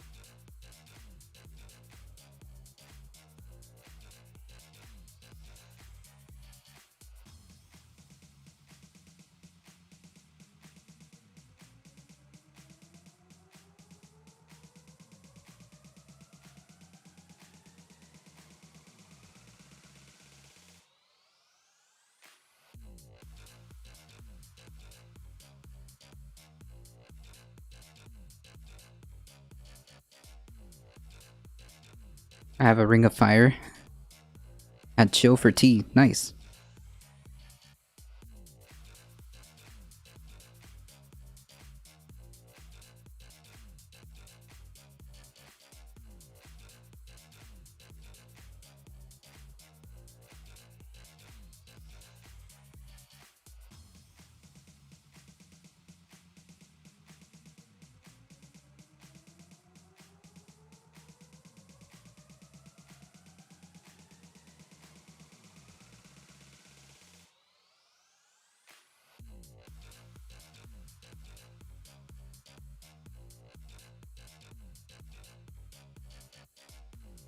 Sorry about that, folks. Let me just grab my coffee. Sorry about that. I'm trying to get my work computer up, but it's not letting me. All right, folks. Give me 1 second. For those of you just joining, ADT is not a cat. Wait, how do you know that?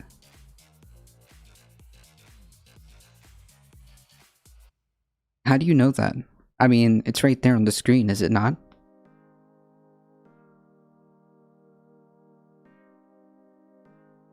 I don't know if cats should drink coffee. True. True. Well, this cat does, alright? Hold on, folks.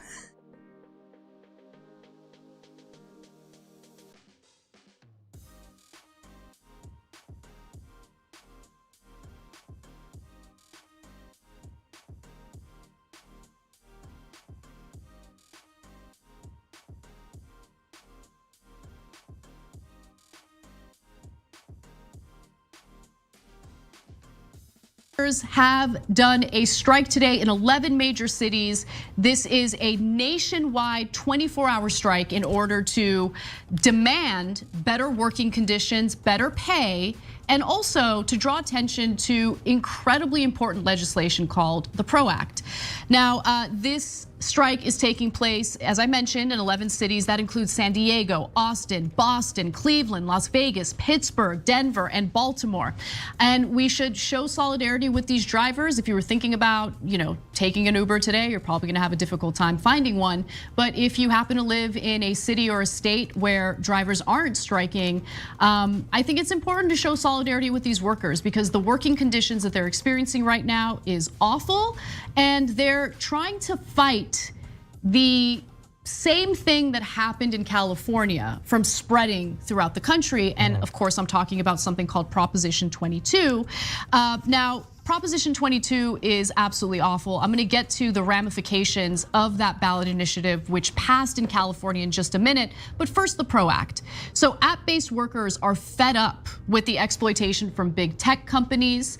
Misclassification is like concrete, keeping us underground. The PRO Act is the jackhammer that will break that concrete apart, allowing app-based workers to organize. The PRO Act empowers labor. It makes it easier for a company or workers in a company to unionize without retaliation. There's really no uniformity in terms of labor protections in this country, and the PRO Act would help provide protections regardless of which state you live in as a worker. If you're in a red state like Alabama, for instance, the laws on a federal level would provide additional and much needed protection for workers so they would be able to unionize without fear of losing their jobs or without fear of retaliation as a result of unionizing.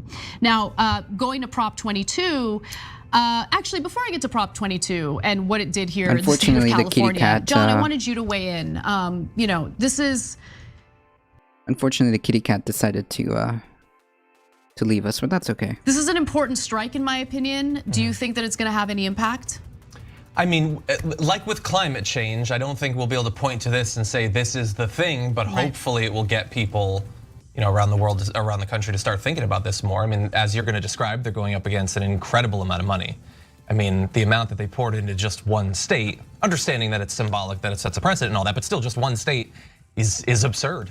And it's great to see that companies that have had this much trouble actually turning a profit just seemingly have unlimited money to spend on these sorts of things, weirdly enough. Of course. But yeah, I hope that it gets people at least a little bit invested in this. I'm glad that you pointed out the argument that was made by that driver, the great use of metaphor for the PRO Act, which definitely is needed, supposedly is going to be a part of the reconciliation bill, although we'll have to see if it is able to make it through. I mean, after all, it's something that is widely popular, so much so that even Joe Manchin is in supportive of it. But Kyrsten Sinema, to go back to your point earlier, still not so much. Yeah, I don't get it. TLDR, this is bad. I don't get why so many Americans are afraid of unions. Yeah, I don't know if it's so much afraid of unions as much as it is there's a lot of legislation and rules in place. Is it true that red states hand out bootstraps to everyone who doesn't have a job or can't afford rent? Nah, you gotta make those yourself, buddy. Anyways, TLDR, pay attention to this, and solidarity with Uber and Lyft. State Attorneys General reaches a $26 billion national opioid settlement. A bipartisan coalition of state attorney generals announced on Wednesday a $26 billion national debt settlement with drug maker Johnson & Johnson and 3 companies that distributed opioid painkillers even as addiction and overdose deaths skyrocketed. The opioid epidemic has torn families apart and killed thousands of North Carolinians, said North Carolina State Attorney General Josh Stein as one of the lead negotiators. Stein said the deal would force these drug companies to pay a historic amount of money to bring much-needed treatment and recovery services to North Carolina and other states that sign on to the settlement. States have 30 days to decide whether to embrace the deal. Local governments will have 150 days to sign on. The ultimate amount of payouts by the companies will hinge on how many governments agree to suspend their opioid lawsuits. Late Wednesday, a coalition of private attorneys representing many of the state and local governments suing the 4 firms endorsed the settlement. Our country's opioid epidemic is a nationwide public health crisis that requires a nationwide solution, the group known as the Plaintiff Executive Committee said in a statement. However, 1AG has already signaled its opposition to the deal. Attorney General Patrick Morrisey said in a statement to NPR that the deal allocates too much of the $26 billion based on population rather than severity of the opioid crisis. Wait, really? West Virginia has a resounding no on these agreements and will continue to litigate and negotiate outside the framework of today's announcement. The civil trial against Amerisource, Bergen, Cardinal Health, and McKesson over the company's opioid practices in West Virginia is in its final stages, with closing arguments expected in Charleston, West Virginia next week. If this deal is embraced by most states, the 3 drug distributors will spread their $21 billion payments over 18 years. Johnson & Johnson will contribute $5 billion over a 9-year span. In a statement, Johnson & Johnson said the settlement would directly support state and local efforts to make meaningful progress in addressing the opioid crisis. J&J once again denied any wrongdoing in its manufacturing and marketing of opioids, describing its action as appropriate and responsible. So then, if that's true, how did you end up in this position? if that's true, how did you end up in this position then? That doesn't make any sense. However, as part of this agreement, J&J agreed to no longer manufacture opioid medications. The company voluntarily halted sales of prescription opioids last year. So we didn't do anything wrong, and we're not going to take any responsibility. But also, we're going to make sure that we no longer manufacture these opioid medications because, you know, we totally are innocent. That doesn't make any sense at all. In a joint statement, the three drug distributors, AmerisourceBergen, Cardinal Health, and McKesson, said the settlement was expected to resolve a substantial majority of opioid lawsuits filed by state and local government entities.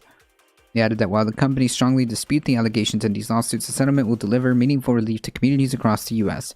So, like, wait. If you strongly dispute these allegations and you have so much money to continue fighting this, you could probably end up, like, not only untainted, but you can probably end up on top, right? Like, imagine if you could prove your innocence. I mean, like, that would be massive, wouldn't, like, that, I don't get it.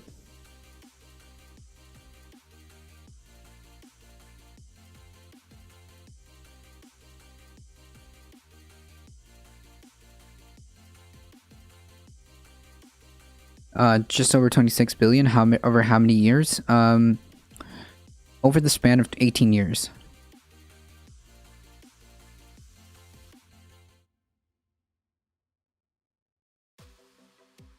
During a press conference Wednesday afternoon, the state attorney general noted that the devastating loss of life in the U.S. since the pharmaceutical industry began aggressively marketing opioid pills in the late 1990s. Overdose records hit a new record of 93,000 in 2020, driven largely by the rise of fatalities linked to synthetic opioid fentanyl. In an interview with NPR, New York Attorney General Letitia James expressed disappointment that the firms involved in the settlement have not acknowledged any wrongdoing.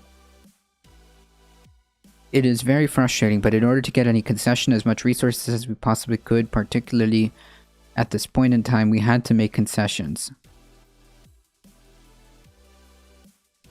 Yeah, so they're continuingly to deny any type of like wrongdoing, but also are agreeing to settle the lawsuits. So like, generally the implication would be that, well, we don't want to avoid, we want to avoid any like further losses, so we're just gonna cut it here and agree to pay X, Y, and Z, right?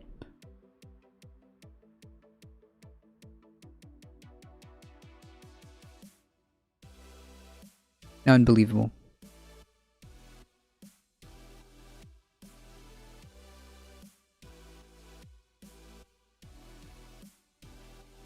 California couple whose gender reveal party sparked a wildfire charged with 30 crimes. That's it. A California couple has been criminally charged for their role in igniting last year's destructive El Dorado wildfire after they used a pyrotechnic device during a gender reveal party. Glass time with a tier 1 sub for 2 months. Thank you so much. I appreciate that. Thank you, thank you, thank you.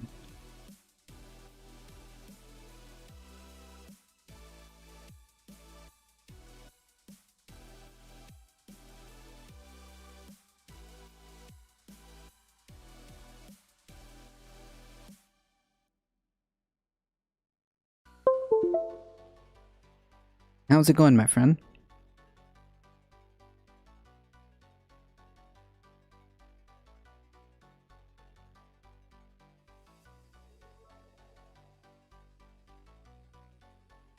Sir Yogi with the 100 biddies. Thank you. Can we start a hype train? Hype train. Thank you so much. I appreciate that. It's taking some time to work on my studio and scenes. Nice. Nice. I seriously don't understand what the point of a pyrotechnic or how like over the top people need to be when it comes to like gender reveal parties. Like, bro, relax, okay? And like furthermore, knowing knowing that this could spark a wildfire, knowing that in that situation, knowing in that situation that things are dry, like the area is dry, the tinder could light like that. Why would you use a pyrotechnic device? None of this makes any sense.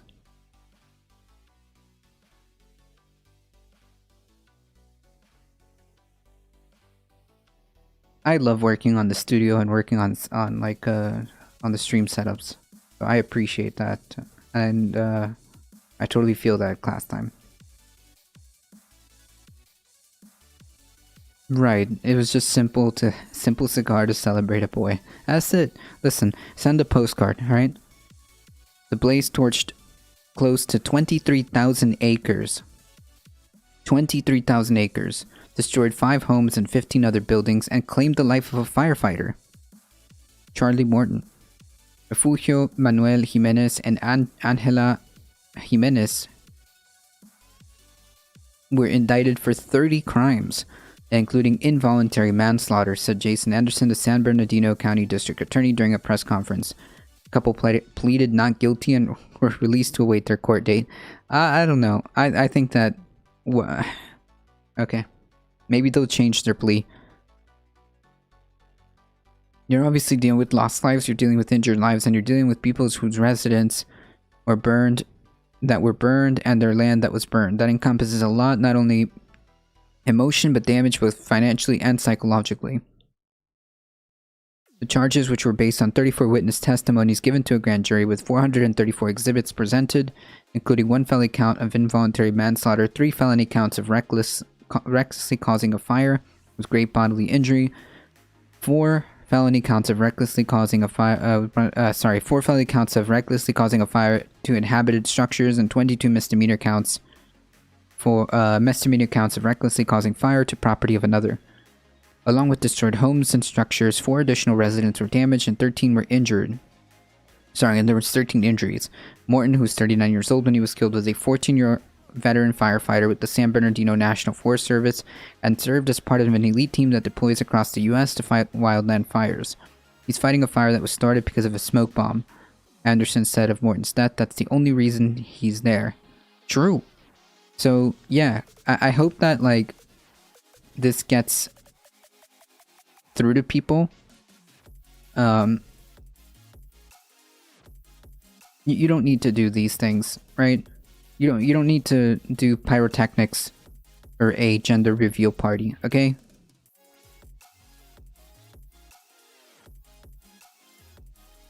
Tomorrow's going to be devoted solely to cable management. Oh boy, good luck. The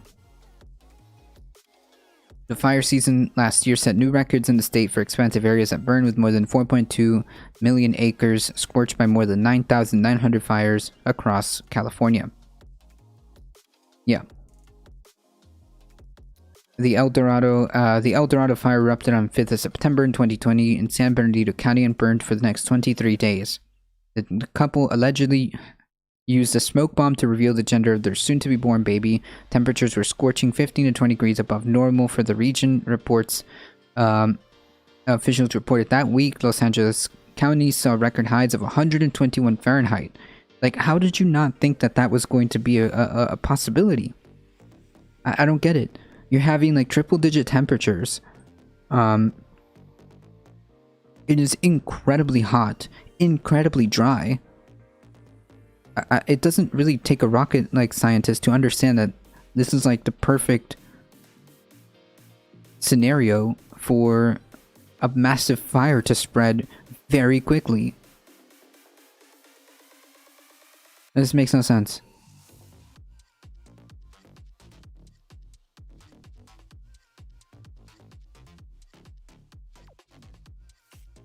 A news release by issued by Cal Fire 3 days later noted that the gender reveal pyrotechnic device had ignited the blaze. Cal Fire reminds the public that with dry conditions, obviously in critical fire weather, it doesn't take much to start a wildfire. Yeah, like, a news flash, breaking news. when there are conditions that are incredibly dry, there's a lot of tinder, and it's incredibly hot, wildfires can start very easily. I know, it's mind-blowing.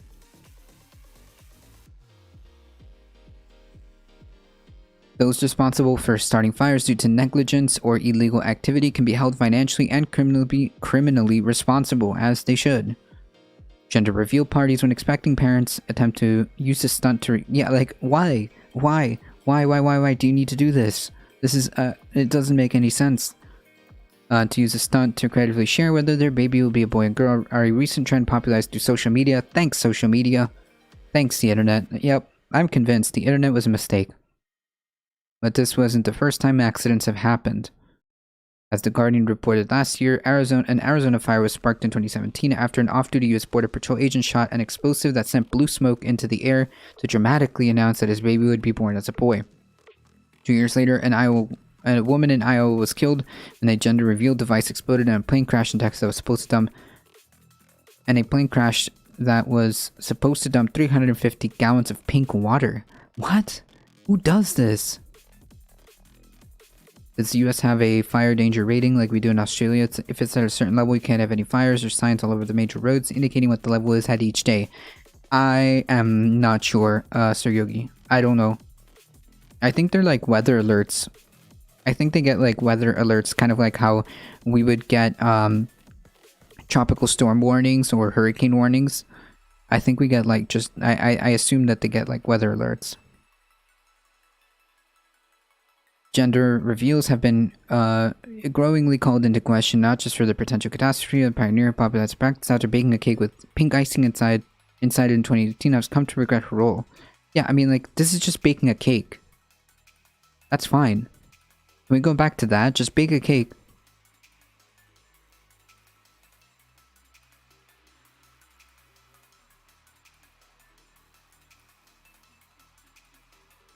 Do we even need to do gender reveal parties anymore? Nah, I don't think so.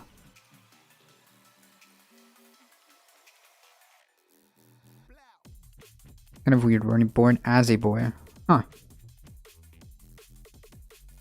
Born male. It started to take a turn. Jenna Carvinudis told Guardian in 2019, mentioning at the incident that sparked the Arizona fire. Then I started to realize that non-binary and trans people were feeling affected by this, so I started to feel bad that I had released something bad into the world. I mean, like, yes, but like, it's not necessary. I thought it was just a meme. Yeah, it started as a meme, like, as a cake, okay? As a cake, which, fine, but this is absurd. People literally caused a massive wildfire, a plane crash that was supposed to dump 350 gallons of pink water. Like, what? I like this. Looking good, ADT. I like the setup. Thank you. I appreciate that. Thank you. Trying to work on the pizzazz, you know? The wow factor. Wow factor.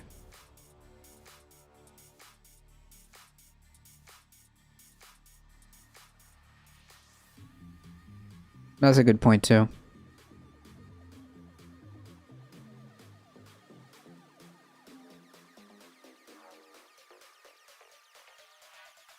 That's a good point too, because like, I mean, I get it, but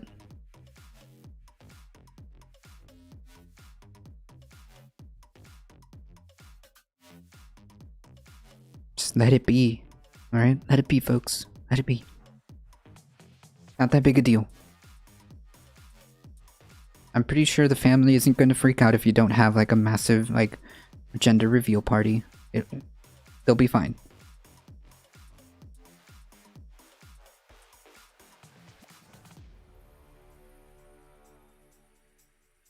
Maybe just have like a neutral like baby shower thing. I don't know.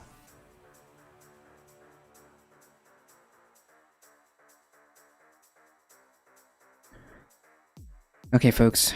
My kid loves blue, getting dirty and playing rough. And she's a girl. Yeah, there's nothing wrong with that.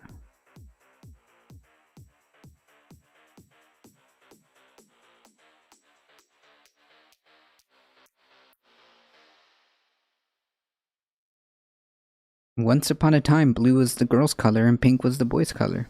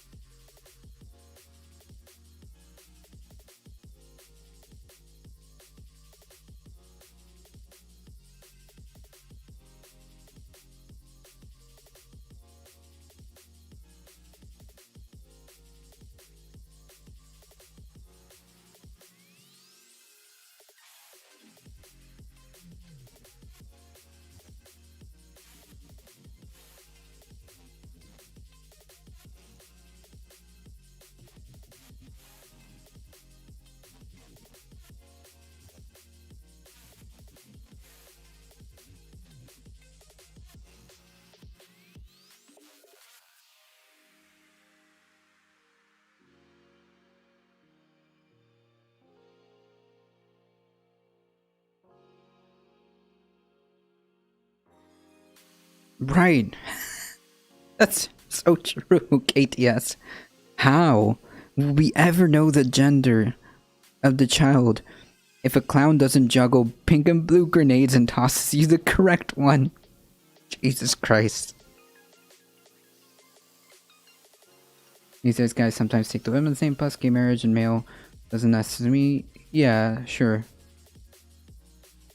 I just think it's like, look, how about you have a like a baby shower, right? How about that? I don't know. It doesn't seem like a big deal to me, like, in my opinion. I know some folks, some parents may make it like a big deal, but I don't know. I don't think so. Alright, folks. I'm gonna talk about this, okay? Unfortunately.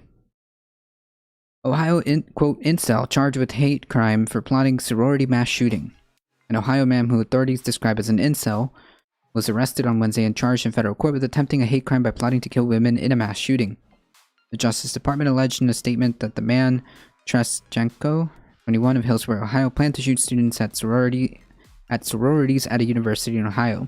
A grand jury indicted Genko on charges of attempting to commit a hate crime and an unlawful possession of a machine gun. I would like to know how this came about. How does one, how does one obtain a machine gun? It's unreal. During an investigation, law enforcement discovered a note indicating Genko hoped to aim big and attain a kill count of 3,000 victims. Wait, what the heck? Attain a kill count? Is this like... this sounds like a something that somebody would say in like Call of Duty, like... a kill count? Jesus Christ. 3,000 victims. Genko also wrote a manifesto, authorities said, in which he would slaughter women out of hatred, jealousy, and revenge. Clearly a disturbed individual. An examination of Genko's electronics showed that on the day he is accused of having written the manifesto, he also searched online for sororities and a university in Ohio. The university was not named. Officials say Genko was part of the online incel community, a group of mostly men who harbor hostility towards women. That's interesting. Mostly, obviously mostly men, but like, would there be like, would there be a scenario where there's like women in incel communities? I don't know. I suppose so, because it's not like men. It's not like a guy incel community. Incel doesn't specify, right? Incel just means involuntarily celibate, and I imagine that is for either or. Incels seek to commit violence in support of their belief that women unjustly deny them sexual or romantic attention to which they believe they are entitled. Yeah, hey, listen, buddy, folks, anyone, peoples, hot take, you are not entitled to anyone's sexual or romantic attention. Get over yourselves. According to the indictment, Genco maintained profiles on popular incel websites from at least July 2019 through mid-March. Genco is a frequent poster on the site. Genco attended Army basic training at Fort Benning, Georgia from August through December of 2019. In 2019, he bought items that included tactical gloves, a bulletproof vest, a hoodie with the word revenge on it. Jesus Christ. I mean, red flags, a Bowie knife, 2 Glock 17 magazines, and a 9mm Glock 17 clip. Magazine? The charging document, authorities said, alleges that Genco conducted surveillance at an Ohio university on January 15 of 2020. He's accused of having searched online for topics the same day. Officials said some topics were how to plan a shooting crime. I mean, yeah, massive red flag. And when does preparing a crime become attempt? Wait, that's the thing. Right there. You're doing the thing. Intent. I think the incel thing is referring to males, but yeah, technically it could be anyone. Yep. The better question is, where did he find the ammo to plot one out? I don't know if the ammo is the problem in the equation. It's the machine gun. He is accused of having searched online. Oh yes, neither Genco nor his relatives could immediately be reached for comment late Wednesday. It's unclear whether he had retained an attorney. During a visit to an incel website, authorities said Genco referred to Elliot Rodger, a known incel who killed 6 people and injured 14 others in May 2014. Some of Rodger's victims were shot outside sorority house at the University of California, Santa Barbara. The attempted hate crime charges carries a sentence of up to life in prison. Yep. These are very disturbed individuals who, instead of resorting to this, I would say, just like talk to somebody. I mean, seriously, if you're like going through a time where you feel so resentful to a group of people, the first thing that should come to your head is why. Right? This is like incredibly disturbing that there is such a community as the incel community, which I think, to be quite honest, the word is a misnomer. Is a misnomer because, like, colloquially speaking, a celibate person is someone who makes that conscious decision either through abstinence via religious vows or something like that. So you can't be an involuntary celibate person, right? Because definitionally, colloquially, a celibate person is someone who already made that decision, generally through religious vows, right? So the whole thing is misnomer, is doesn't even make sense. It just seems like some people,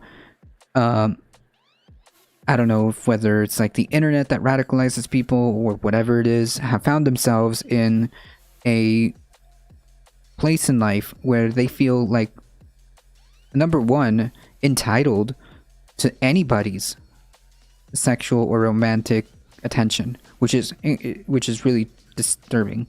Like, just to be clear, you are not entitled to anybody's anything. just to be clear, you're not entitled to anybody's anything. And then, as he points out, and then you want to be the victim, and you internalize that, and then the more that kind of stews in your brain, the more something like this becomes reality, right? I guess you're only it leads you to making these type of heinous acts, right? And yeah, it does end up with people dying, unfortunately. In the 60s and 70s, incels would assault people. In the 80s and 90s, kidnapping was huge, and now they just want to kill everybody. It's scary to think about what's next. Probably it's probably because of the perpetuation of like of like the or the ability to have this many group of people put together, right? And just kind of like feeding off each other instead of quite possibly seeking really help. Seeking help, to be quite frank. I mean, like, if you have like this resentment towards a group of people, like women, I mean, something's not quite there, right? You should probably talk it out with a therapist or something. I mean, I'm not like some professional or anything like that, but I would imagine that, like, if you just have like this rage, this resentment, and it's being fueled by a sense of entitlement, or a sense of like, oh, I'm entitled to somebody's like romantic relation or sexual relation, and they rejected me. How dare they? I don't know, man. It seems like maybe maybe that should be addressed in the next therapist session, right? It feels like that's something that should be done instead of like going into an online community where all of you feel this way and kind of feed each other. I'm entitled to nothing feels bad. True. You're entitled to well, not entitled to nothing, entitled to nobody's anything. Even people who are paying feel entitled to more than they pay for. Yeah, that's also true, because like it's again this like internalized like entitlement, because you know misogyny. You know, they see all these movies, they see all these like, to a degree, as he brought it up, even some shows. Maybe the men and women incels should get together and chat by candlelight and wine. I mean, hey.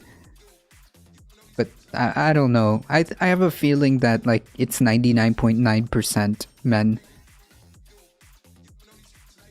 The only thing I can say is like, get over yourselves, and if it's really to the point where you feel like your only recourse is to commit this heinous action, maybe have like introspection and like maybe seek or talk to somebody about this. And by somebody, I mean a professional, not your Reddit incel group or your 4chan Pepe posting incel groups, alright? Even though I love Pepe, alright? The frog. But you get my point, right? That being said, folks, unfortunately, I do have to get going. I want to thank everybody for hanging out today. Thank you, Dr. Heimdall, for bringing your wonderful community.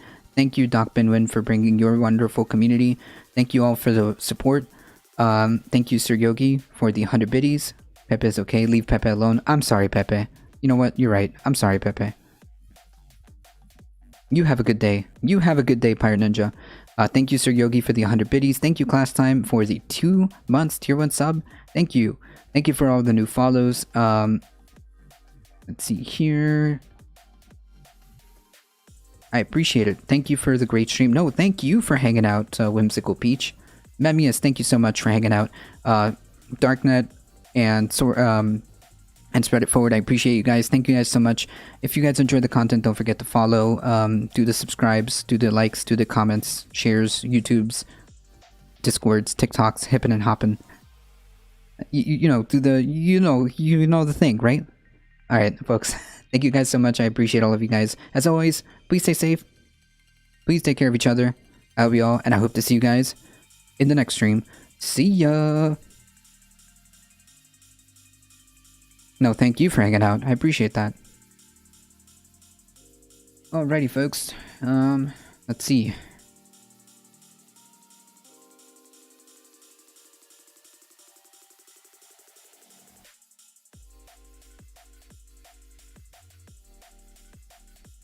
Alright. We're heading out to Ben's. So hang tight.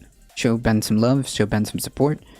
We're heading out in 5, 4, 3, 2, 1. Here we go.